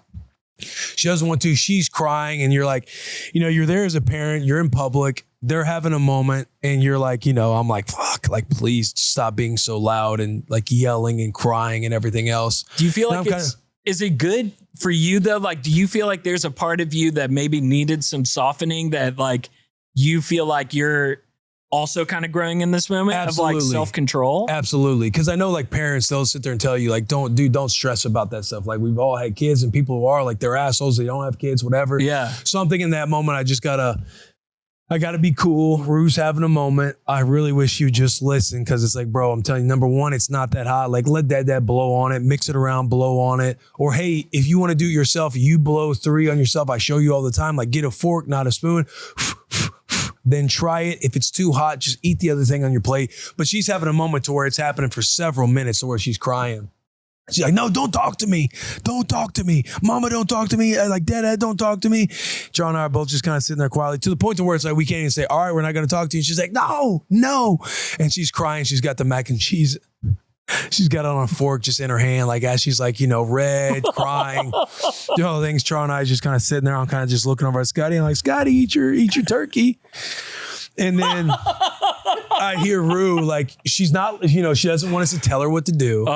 She doesn't want us to talk to her. Yeah. Eventually, it's going to swing the other way. She's sitting there. She's trying to figure it out in her head as she's screaming. And then I just hear, like, as I'm like looking at Scotty, I hear, she's like starting to try and blow on it. And dude, I know she's looking at me and I'm laughing. And I got the quiet laugh going on to where my shoulders are going. I can't look at Charo. I like look up at her. She sees me laughing. Rue might get a little more. I'm like, Scotty, oh, you're so funny, Scotty. Trying not to look at Rue. But she's mid-cry trying to blow on the mac and cheese. Just the shakiest hands of all time. I love it. Go ahead, Chef. I was going to ask a question to Will. Listening to this as someone who doesn't have kids at 23, I guess the better way to put this, like 3 years ago, Will, how would he have reacted to this situation compared to now? Do you think, can you see that where you're like, oh, I've definitely grown? Because I'm sitting here going, I'm feeling for you. I don't have it. It's your kid, not mine. The way you're feeling is how me younger, or I'm just assuming, because obviously being a parent kind of like, hey, you have to grow and develop and kind of force yourself to like patience, all these things that you learn when you do become a parent. But I fully think back to your question, I was feeling what you're thinking, like as you're listening, like you kind of just want to, bro, hey, cut the shit. We can leave. Yeah. Like, get up. We can leave right now. And you're kind of making a scene as a parent. And really, it's not the way to handle it. You're kind of just reacting and everything else. Their brain has so many things that's going on in their head that they're trying to like learn and develop. They wish they were in control. Like little toddlers, they're always being told what to do, how to handle stuff. Hey, you need to blow on it. Like use this, not that. Wear this, not that. Go do X, Y, and Z. Here's the routine. Hey, we have to get going. No, we can't play right now. We have to do X, Y, and Z, blah, blah, blah. Like they're always being told what to do and they want their own independence and feel like when I'm reading about, they're learning to stand up, testing what works socially, seeing if their voice, they feel like they have a meaningful voice. They want it to be heard. So you're like all this stuff is happening in real time to where the development as a parent, you're kind of challenging yourself for it to kick in and stay poised, stay in the pocket, to not like lose yourself or lose control, because you have to empathize with what their little brain is going through, all these big emotions, and they want to be in control of their life too and not be told what to do from mama and dad all the time. So as you're listening, it's like, I very much have that young Will like in my head as it's going on. If I wasn't a parent, I would fully be what you were feeling. Because you think like, this is how my old man would have handled it. Or this is how my parents would have done it, right? Yeah. And like, as we're growing as parents and trying to challenge ourselves to like learn new things on how to be intentional and present, and are we doing our best right now? We're trying to do our best. And it also makes you reflect on all the stuff that you had when you were a child and what your parents did well, what now you feel like you're learning as a parent. Like, man, my dad or my mom wasn't equipped in this way, I feel like now, because I'm sure the generation before them handled them in a much different way. We have so many more resources and literature and things that we can source now and look to for like guidance, advice, things to try that I don't feel like our parents had back then, to where it was different for us. So it's like, you know, all those old ways of how we were. My dad would tan my ass if I'm making a scene in public, and I might be older. Maybe that's how I go when she's older. I'm just kidding. But you know what I'm saying? Does that make sense? 100%. It's very profound. I'm going to make an edit of the complete sides of Will Compton, from like he's talking about like the most mature and philosophical way of parenting, like these things that I'm like, man, that is so smart. And I'm going to find you just farting, and we're going to go back and forth. That will be in the pipeline. Just all the guy humor that I love. The many sides of William Compton, William Earl III. And to Chef's, I loved Chef's question, because I was going to ask something similar. And what I was going to say earlier that I forgot to say is, knowing you and knowing that pool story where you ripped Rue, where it got to a point where it was like, okay, Rue, we're going home, and you're not talking to your mom like that, and blah, blah, blah. Like, in your brain, with your upbringing and everything that's important to you morally, all that stuff, you are not going to raise a brat. You won't. You are not trying to raise a brat. You're not trying to raise a kid that's going to be off the rails. Like, you are going to do a good job of trying to create those guardrails and aim Rue in the right direction of where she needs to head growing up. And I love where your head is at, and your instincts, and the strategy that you're taking on this situation. I just wanted you to hear that. I appreciate that, bro. That is ultimately the goal. I think every parent's like, man, you don't want to raise a brat. You don't want to raise, you know, a sassy ass kid. You don't want to raise an asshole. And you're not being, there's probably times that you are being too soft, whatever. Like, we all buddy, make, your boy is soft now. We all make mistakes, and we don't do the right thing in right situations. But it is good to know that you do have that place in your head of like, you know, the limit of where it goes to, and you have the ability to nip it in the butt and be like, unacceptable. That's not happening. Yeah. So what I'm not worried for you, I guess, is what I'm trying to say. Yeah, more like creating conversation. Creating a dialogue. It's cool, creating a dialogue with the PT6, with the PT sickos out there, with the parents out there that could be going through the same stuff and thinking all the same things, that could absolutely have all the same goals and same like practices, and doubt in those moments, to where we're sharing experiences. Yeah. We're giving feedback. You know what I mean? I would say that the reason you raised that question and the reason you did this podcast is like the ultimate side of there's a true intentionality there. And that's something that I think probably that's the first step of like, you're already probably beating out a lot of people. And not saying it's a competition, but like the idea that it matters enough to you that you put that much thought into it, and to really take time to think about it and take a big step back, says a ton. I hope it's all PT6ers out there, baby. Hey, and I am very excited to bring up my In the Trenches. Okay. I'm very excited to see the PT6ers in the comments and what they say about that question that you proposed, because I put on Twitter, my In the Trenches is Scar's diaper situation. The size ones are too small. I did see you put that out there. The size 2s are too big. And I put out this tweet, and it was one of my very first tweets that I went past the restricted amount of text. I wrote a book, and I was legitimately like, this is not for likes or comments. Like, please tell me what people have done. And dude, PT6 came in clutch. There was like 30 replies. And so first off, a huge shout out to PT6. And secondly, I came to Jill because, of course, Jill and I are having this conversation. That's why I put it on Twitter. Because I'm like, Jill, we use Coterie. I was like, we can't be doubling up Coterie because, one, those diapers are already expensive. And two, now they're going twice as fast because we're doubling up Coteries at nighttime. That can't be the solve. Like, there's got to be something else. Put out that question, resounding, hey, nighttime diapers, overnight diapers, nighttime diapers, got to do it, Sherm, use this company, blah, blah, blah. And I read those to Jill, and it started opening her mind a little bit of like, yeah, we could do that, huh? Blah, blah, blah. And I didn't say anything, but I saw on her story this morning, on her Instagram story, she had looking to get some nighttime diapers. Does anyone have brand recommendations? So MT6 and PT6 in my replies, thank you, because you helped us like move in a direction I can't wait to see it fixed. Because I mean, Scar's sleeping great, but we're having to wash these Merlins every single morning because they're just covered in pee. And you're like, she's wearing a diaper. How's this happening? Shout out PT6. And by the way, PT6 was ready last week after we talked about the hater coming after you. Yeah. Oh, Honestly, within an hour or two, the episode dropping, people are like, hey, reporting for duty. Where's he at? I found the comment. The guy's name was like David Way.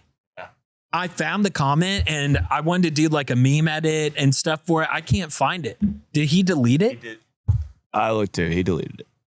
Oh, he deleted Yeah, it. he deleted it. What's Team 6? Before I could screenshot it. He backed off. Damn. You know what that says, though? I don't know.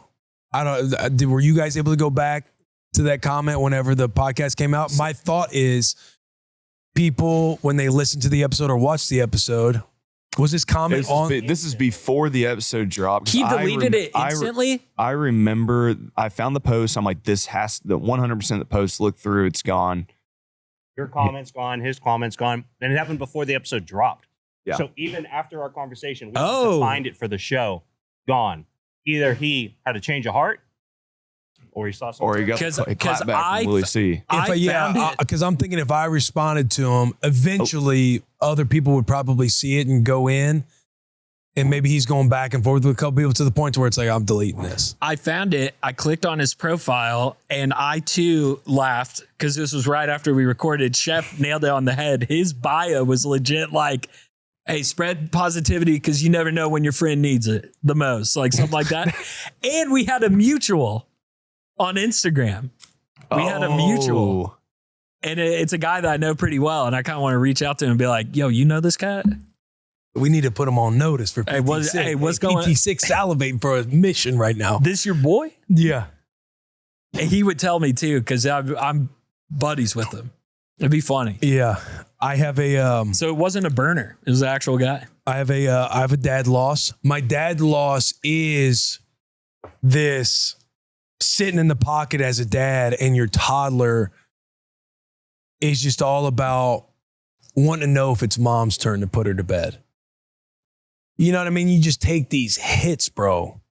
Where it's like, hey, in front of me, Mom, is it your turn to do bedtime tonight? Oh, it's Dad's turn tonight. Oh, but I want you to do bedtime. I'm just thinking, yo, I'm standing right here, bro. And to where it's like, she has a couple more things that goes beyond dad. Like, no, I want mama to do it. No, I want mama to do this. And I'm just like, all right. And Charles sees it on my face. Like, I'm not like reacting in a certain way. I'm just like, she knows I'm thinking like, dude, come on. Like, give the old man some love. Like, your dad, like, we're homies, bro. Have you ever seen like, I don't just come home or, you know. I'll actually, because this is the one thing I might have experience in, so I'm going to jump in here. The little kids and toddlers say some mean stuff. They do. In front of you. I worked an after school program through YMCA in Knoxville when I was in college. And so I went to Rocky Hill Elementary every day when kids got out for kids that parents couldn't pick them up or bus routes didn't get to them. And man, not intentional. I would get little Eleanor sitting there. She goes, have you always had a gap in your teeth? No, Eleanor. Well, I have to wear my retainer. Thank you, Eleanor.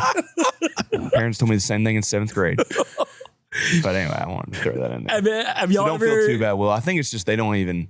I know, but it's a loss that a dad feels in their body when they're little one. Like they have a strong relationship with them, and it's like, yo, is it mama's turn to do bedtime? Like, yeah, bro. It's I'm sitting here, I'm looking at dad loss, mom versus dad bedtime routines. Does your child respond differently when dad puts them down or versus mom puts them down? Like, does mom and dad have different bedtime? Because I'm thinking, bro, we rip at bedtime. Yeah. Like, we have fun at bedtime. Dad had kind of sick with it with the bedtime. Yeah. That is nasty with bedtime routine. Like we'll play games. I mixed up games. Hey, let's race to the bathroom to brush our teeth. Sometimes Dad lets you skip a couple things. Mama's out there listening right now like, what the? Oh, this is why she brings up, can I brush my teeth and brush my hair in the morning? Yeah. Because Dad's like, oh, you want to fall asleep Yeah, now? you Like, can do it in hey, the we morning. got to brush your hair and brush your teeth in the morning now. Rue's been asking me to read 8 books at night. Yeah, this is something new we've been doing. Been reading 8. You know how I do. See, I'll lock her into 2. She got me on 3 the other night. But also, bro, I get in and lay in bed with her every night. Like when it's time, like when we hit the books, on a regular night where it's, we'll read one book, then brush your hair, brush your teeth. We'll get back in bed. We'll read another book. And then when it's time to come off, she knows it's Dad, scratch my back. Dad, give me a massage. Like I lay in bed with her every time I do bedtime. We switch every night. And every time I'm in bed with her and I'm scratching her back and like rubbing her arm or giving her a massage every night until it's like, she's like tired. I can tell, like rub her face and hair to where she's like falling asleep. And I'm kind of like, giving her the hand stroke on the side of the head. And I'm like, all right, bedtime. She gives me a hug, kiss, 3 squeezes, 1, 2, 3, I love you. And she'll like keep her eyes closed through it. And she knows it's bedtime. She's asleep. She's passed out. And then when Mom does bedtime, at the end of every time Mom does bed, it's like Dad has got to come upstairs and do the final, put in the last infinity. You're the closer. I'm the closer. Bring in the lefty. Yeah, I'm the scratch the back closer. Like I'm scratching her back every night. I'm like, bro, we rip at bedtime. Why is it always like you act like I'm torturing you when I do bedtime? Then I know the answer. She wants both of y'all to do it. That's it. If you're going in there every night, no matter what, she likes it when Charo does it because she's getting both parents. That's all it is. You might be right. It's not that she's not as good, because she does it better. each time. I'm like, I think in my head, like, bro, we have fun at bedtime. Yeah. Like, why is it always got to be Mama? And you kind of, her and Mom have such a unique relationship to where it'll be like the whining and arguing to where Charles, like, I don't see why she's always wanting me to do bedtime all the time. Like she sits there and whines with me and she makes it hard on me. Yeah. All right, we might have gotten cut off there for a second. Soundboard crashed on us for a moment. All good though. We are getting into our hotline, our voicemails this week, 601 the dads. If you want to call in and be featured on the show. Yes. We do have a couple this week. We're gonna hit a couple voicemails, maybe read you an email and get on the way. We got to keep it under an hour. I think we're over an hour. We got to figure out a way to get it going. Back under an hour. We got to get it going. We got to get it going. Gotta get it going. 601thedads@gmail.com too for our international listeners. First call in. What up, gentlemen? Calling from Mansfield, Texas. Mansfield, Texas. My name is Isaiah. Not only did my 8-month-old start crawling this week, but right before I'm making this call, as I'm walking out the door to go to work, open the door, take a step outside, I hear the most beautiful thing I probably ever heard. And that was, Dad? And I was like, what? Like, that Dad as I'm walking out the door. First words. And, man, I couldn't be That gasses me up. more happy. Thank you guys, man, just for all that you all do. I hope, man, just y'all have a ton of success in doing this. And, man, I'm forever grateful for the podcast. Dude, shout out Isaiah from Texas. Isaiah from Mansfield, Texas. Mansfield, Texas at that. Very close to Alita, Texas. Yeah? Y'all ever play them? Used to be dead ass, just a little bit. No. Just a little bit. We like to have fun on this show. We like to have fun on the Hey, show. we beat your ass, but we're just kidding. Hey, Isaiah, listen, I'm excited for the first words being dada, but we did back in the day. I personally never played Mansfield, so I can't say I did. But Sherman, listen, we go through this all the time. Stay patient, stay in it, stay present.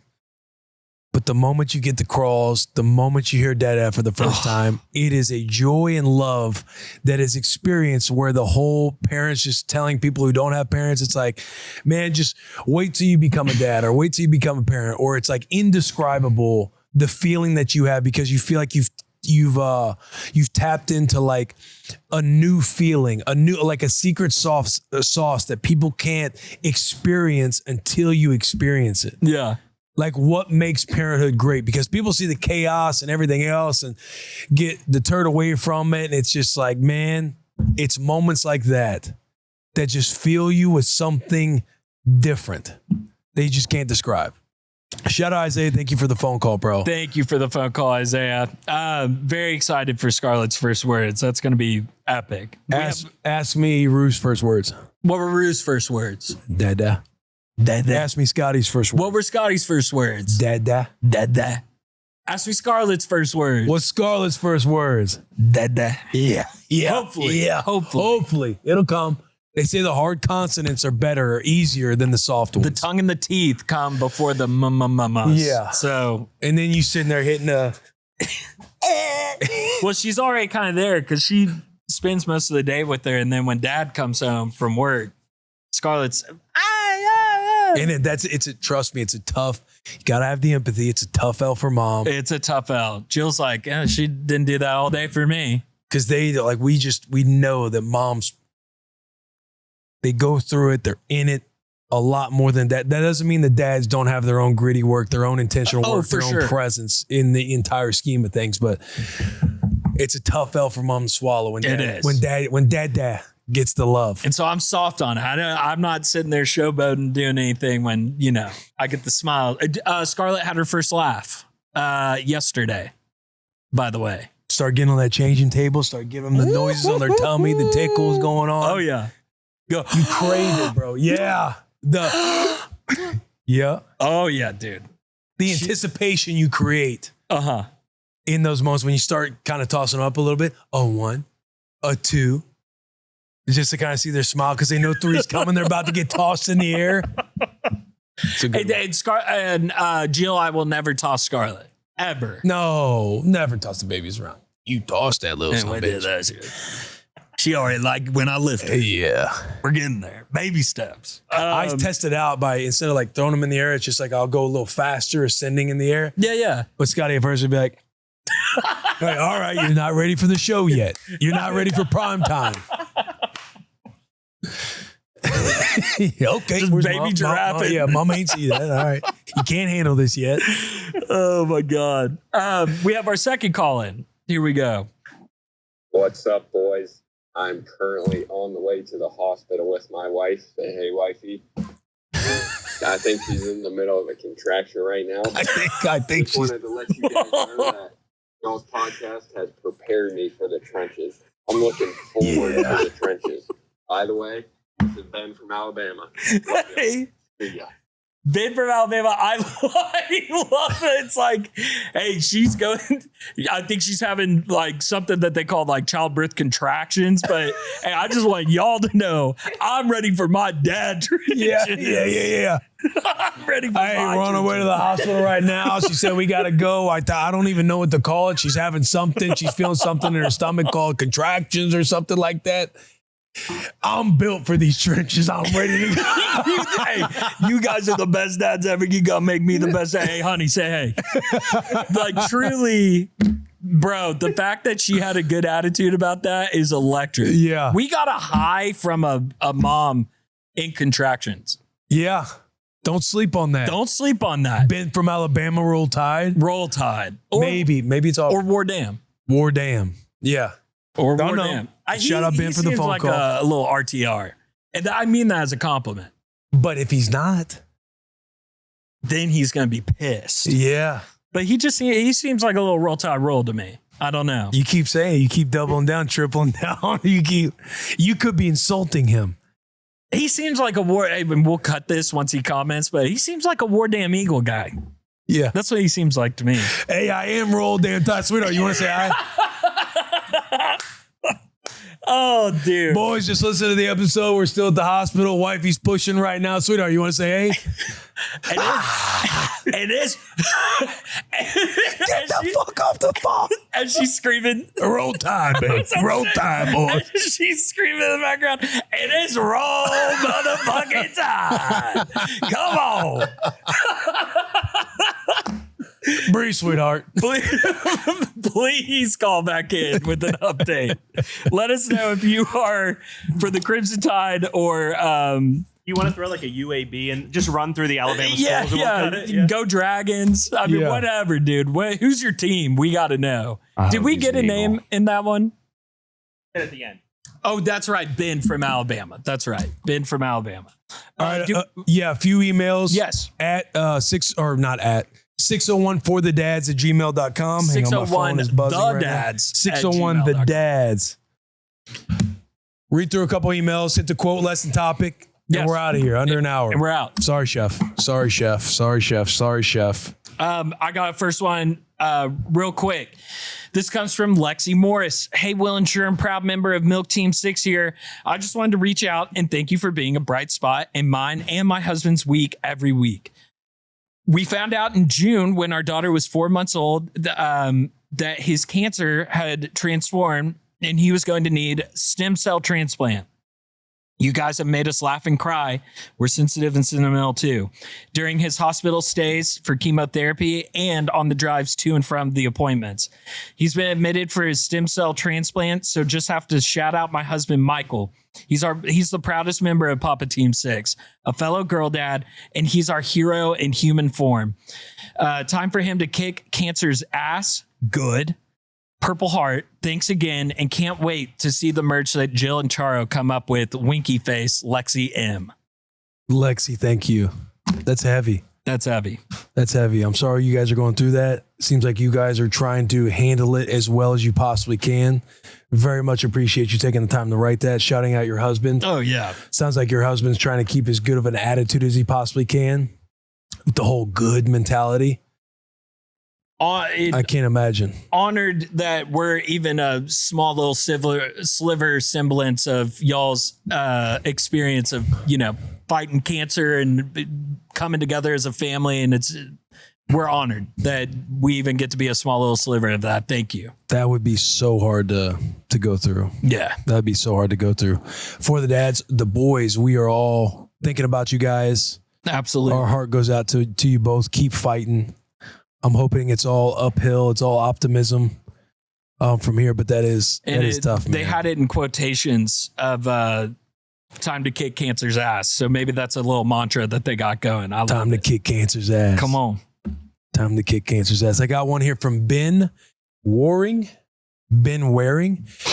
Boys, longtime UK listener of Bussin' and day one for the dads over in Liverpool, England. Come on, Liverpool. How sick is that, bro? Liverpool, England. Day one for the dads. Long-time listener of Bussin' with the Boys. That's where the Beatles are from. The Beatles. Me and my wife have been trying to start a family for a while now without success. We got checked out a few years ago and realized that IVF was our path to becoming a family. Our first round didn't work out, which left us at the lowest point in both of our lives. Our second round started the week before you released the IVF episode with Will and Charo. And for those wondering, listening, who might be taking that same route, my wife and I did a Bussin' with the Boys podcast around Mother's Day of this year, if you want to go back and listen to that. I made my wife listen to it, and we both cried along together. Fast forward to now, and we are currently expecting our little girl due on Super Bowl Sunday. My wife has taken the podcast as our lucky charm, and we can't wait for Wednesday to roll around and we have another episode to listen to. Keep up the great work, keep crying, and keep taking out the trash. Cheers. Ben, dude, it fires me up that round 2 worked out. And then for those that do struggle with infertility and have used the IVF method and it doesn't work out, there are, you think about your story at times and how hard some of these moments are that you go through, because at the end of the day, all of our individual worst moments are our worst moments. We have experienced the worst. When you begin to find perspective and hear other people's stories, there are friends in our circles, a friend in particular who went through I want to say around 5 rounds of IVF before they finally, struck lightning in a bottle and got lucky. But, I know Charles and I's story and our journey and how challenging it was in our world. And we were lucky enough to be successful on our first try after trying for a while on baby number 2. But it fires me up that round 2 worked. I can't imagine, trying to start a family for a while now, to quote you, without success. Got checked out a few years ago, going the path of IVF. First round didn't work, which was at the lowest point of both of our lives. Mentally, I can only imagine how hard that was. But to see you guys, strike on round 2 and have baby girl coming on Super Bowl Sunday. Come on. Shout out to you both, Ben, and thank you for being a tier 1 on Bussin' and being a day 1 for the Dads listener. Thank you for writing in, and thank you for sharing. I know that's hard, in 5 rounds, let alone 1. That's awesome. Dude, it's so hard to, when you think about it and you hear all the stories and have perspectives of everybody else, all the challenging things that people go through to have a child. And then you think like, man, because Rue, it was the first time, and it's like you take it for granted, because then we try and having Scotty, and then we had to go through the IVF process and everything else. And you kind of take for granted how lucky you are. Because when you're growing up, you just think, oh, it's quite simple how this process works. Yeah, and then 1 you plus hear about 1 equals 2. 1 plus 1 equals 2. And then you hear all the stories and your friends going through stuff and everything else. And then you just realize like, oh damn, like it is tough to have a child these days. It's a miracle when you do have a kid. Yeah. I got another one. Christian Marquez wrote in. So Christian said, I want to preface this by letting you know that, essentially he got the idea from the pod that he'll be sending emails to himself as like a journal. We've talked about it a little bit. And so he wanted to say thank you guys for the idea. And then this is one of his journal entries that he wanted to share with us. He said, fire me up. Oh, yeah. I want to preface this by letting you know that I got this Google account idea from a podcast I started listening to, ironically, a week before that I found out I was going to be a dad. The podcast is called For the Dads, and they gave this dad hack to leave you emails and messages about the milestones you're going to experience in life. Shout out to Fat Stafford and Willie One Shelf. In parentheses, you won't get these references yet, but you will someday. Your mom was so very excited to tell me that you were coming into this world. I was coming home in the evening from running extra track practices for some extra money. She was sitting on the couch with a smile that filled the whole room, and I went in to kiss her and give her a hug after a long day. I noticed a basket filled with a positive pregnancy test, a onesie that said newest recruit for Team Marquez, and an I Love You Dad children's book, as well as a dad hat. I was immediately excited. I knew from that moment on that this life I live is much bigger than myself. It opened my eyes to what truly matters, faith and family.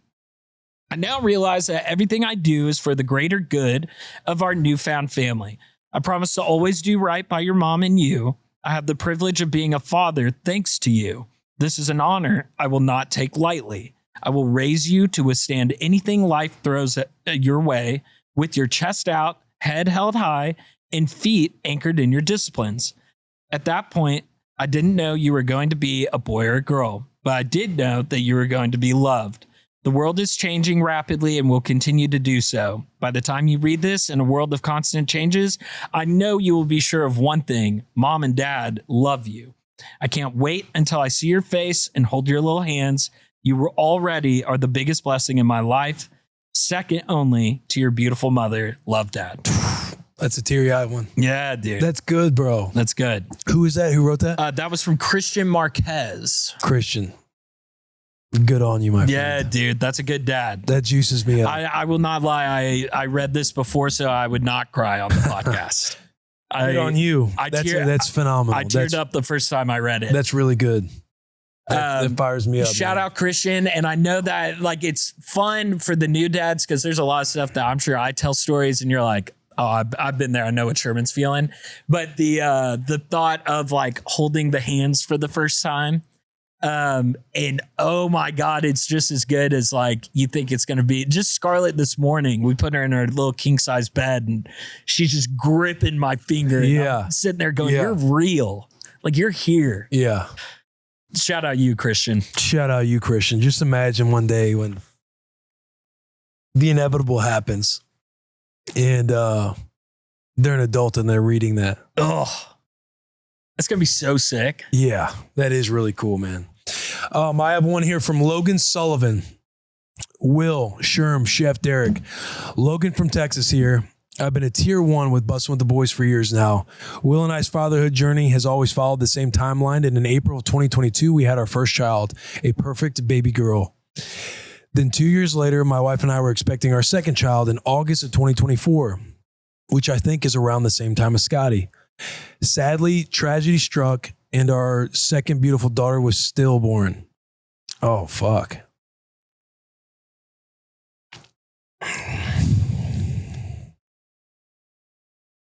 It is a pain like I never thought was imaginable, leaving a gaping hole in our hearts that will... Buckle up, fellas. Leaving a gaping hole in our hearts that will never be filled. And as I was listening to an episode a while back, Will brought up...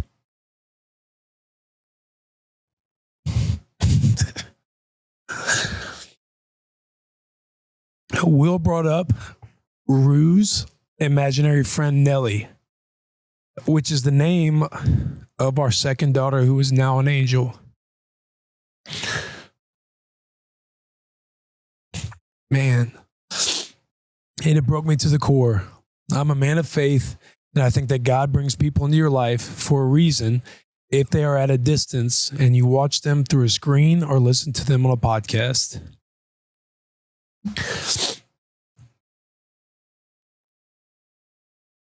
Man.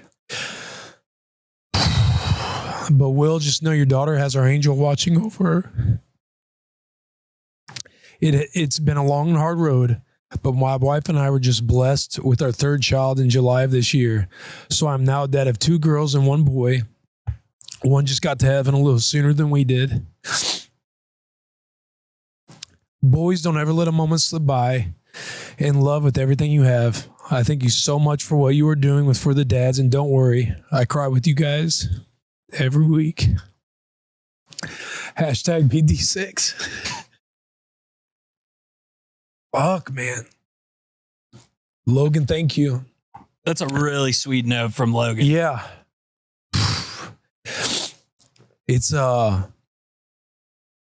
It's fascinating how the world works and just how the universe, it's like, you know, when he talks about being on a similar journey and having kids or, you know, around the same age, and the second one came around when Scotty did.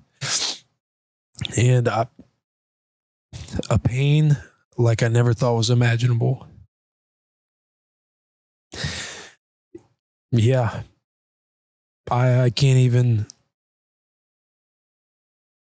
you know, obviously we've experienced pain like visually on this pod before when I talk about my mom, and I know what that's like. And so it's like I sit here and empathize and try to put myself in the shoes of a family that goes through something like that. Like I'm just imagining that with my wife, and to think like you came across this podcast and just the story of the imaginary friend of Nellie.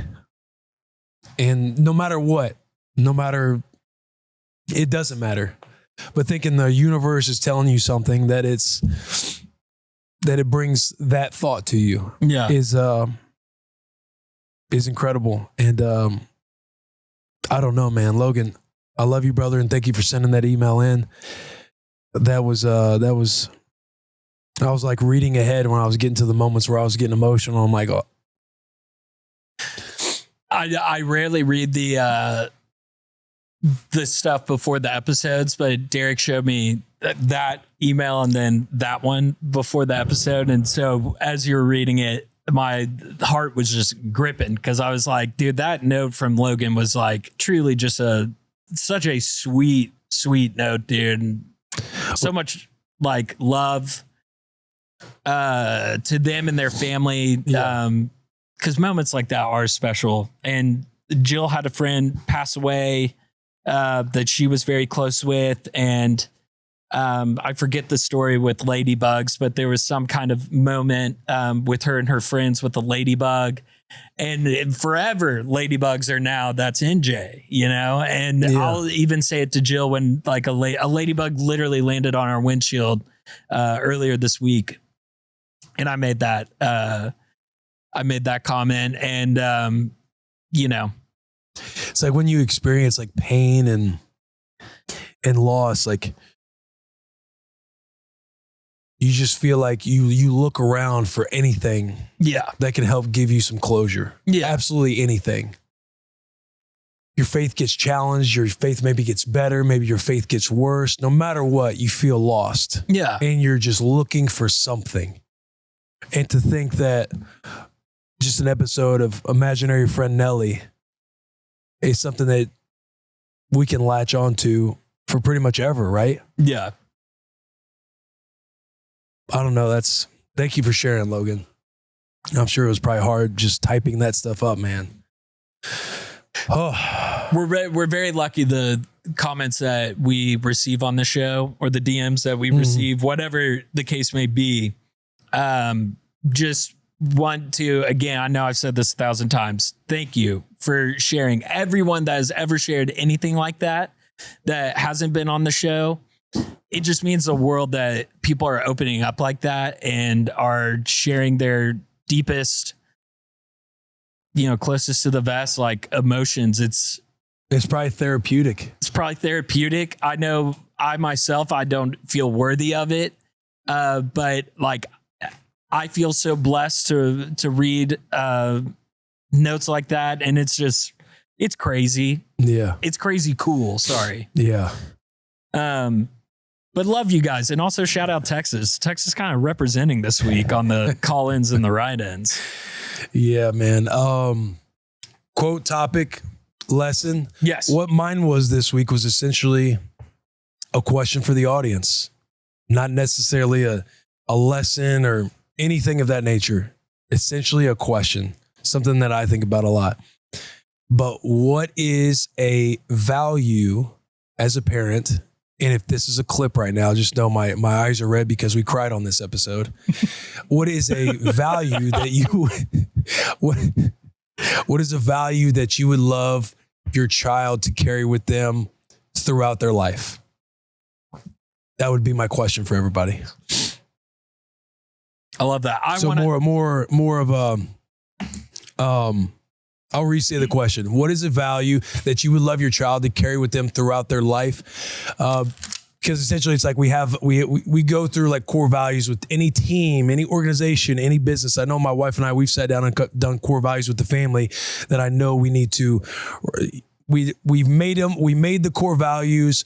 Charles made them into these awesome like photos that we can hang on the wall and stuff like that, but it's nothing that we sit there and revisit. And we both know that, you know, she'll throw it on me. And at the end of the day, there are things that you need to revisit because values are basically the foundation for how you show up to the world. And so I think about that all the time with like Rue and like being a dad and what values do I want to instill in my kids and how can I harness them in such a way to where it's like repeatable, not like I'm always looking for new values. I'm always going to be curious of everything else. But what are a couple values that I truly hope my kids represent throughout their life? So I wanted to share that as a question so that way we can all think on it. You guys can chime in the comments, write up something if you would like. We'll read them on the episode. I would like to marinate on a couple. And then we can go through them. We can go through them next week. Absolutely. I just wrote it down on a card because I cannot wait for that. Yeah, just come with one or two. Obviously, there's going to be a bunch that we hope our kids represent. Dude, that's going to be sick. Because there's going to be a lot of submissions on that. Like that's going to be a lot of fun to go through.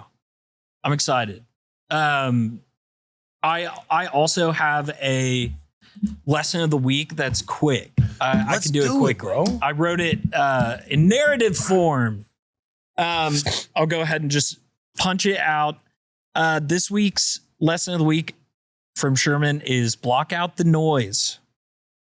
I have two dogs at home, Wrigley our Chiweenie, a Chihuahua wiener dog, and he is all but 2 inches off the ground. Our second is a little schnauzer doodle named Goose.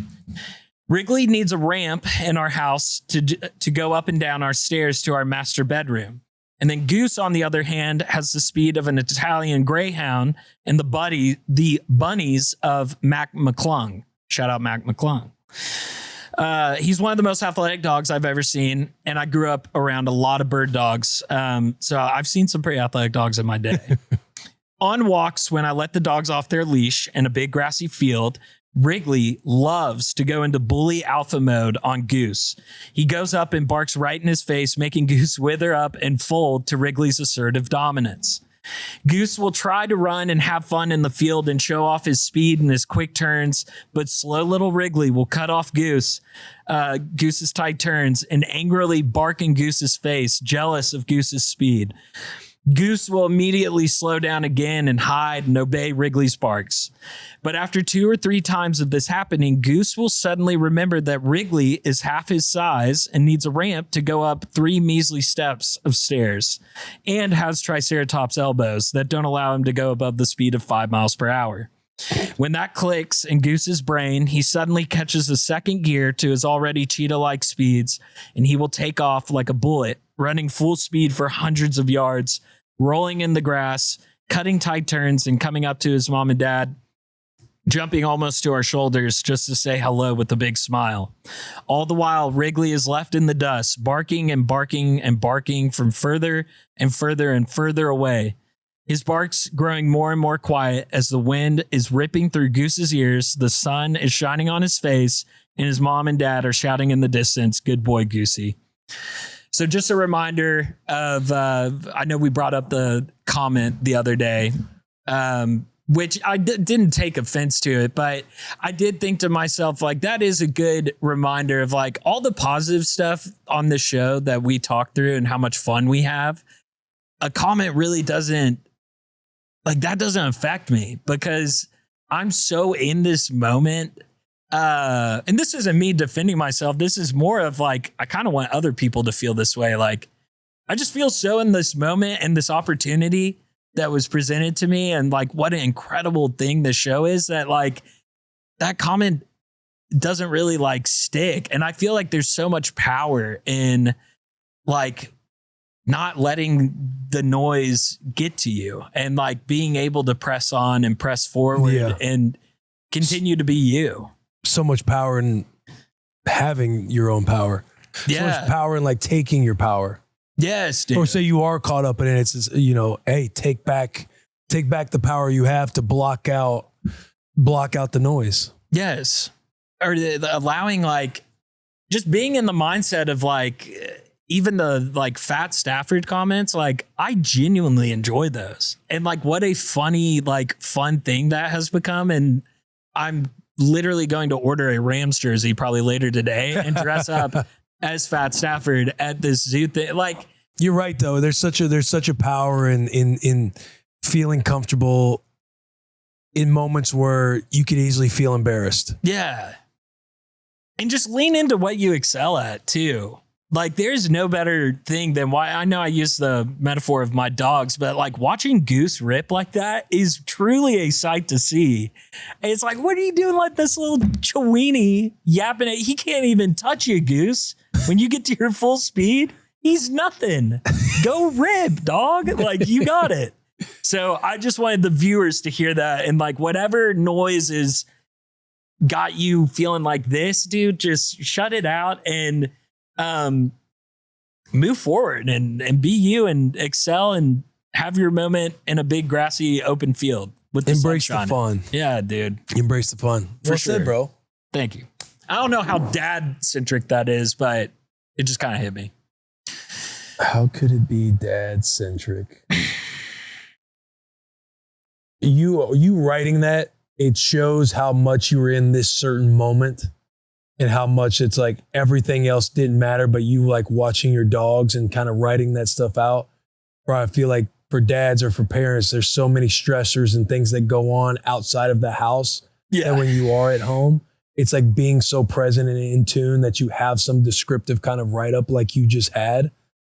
Because, you know, it kind of shows that you are in that moment, and whatever the noise is not there. It doesn't matter. Yeah. Like you being present in that moment is what it's about. Dude, that's really good too. Cause I was not coming from that either, of like being able to shut off other little parts of your life that might be affecting you, but they're not there in that moment. That's really good too. Cause I have struggled with anxiety plenty of times. I mean, that was a crippling thing. Like 2017, 2018. And yeah, just being able to like tell yourself like, hey, that is not what is pertinent right now. It's not important. And 90% of the time, that anxiety or thought that you're having isn't even true.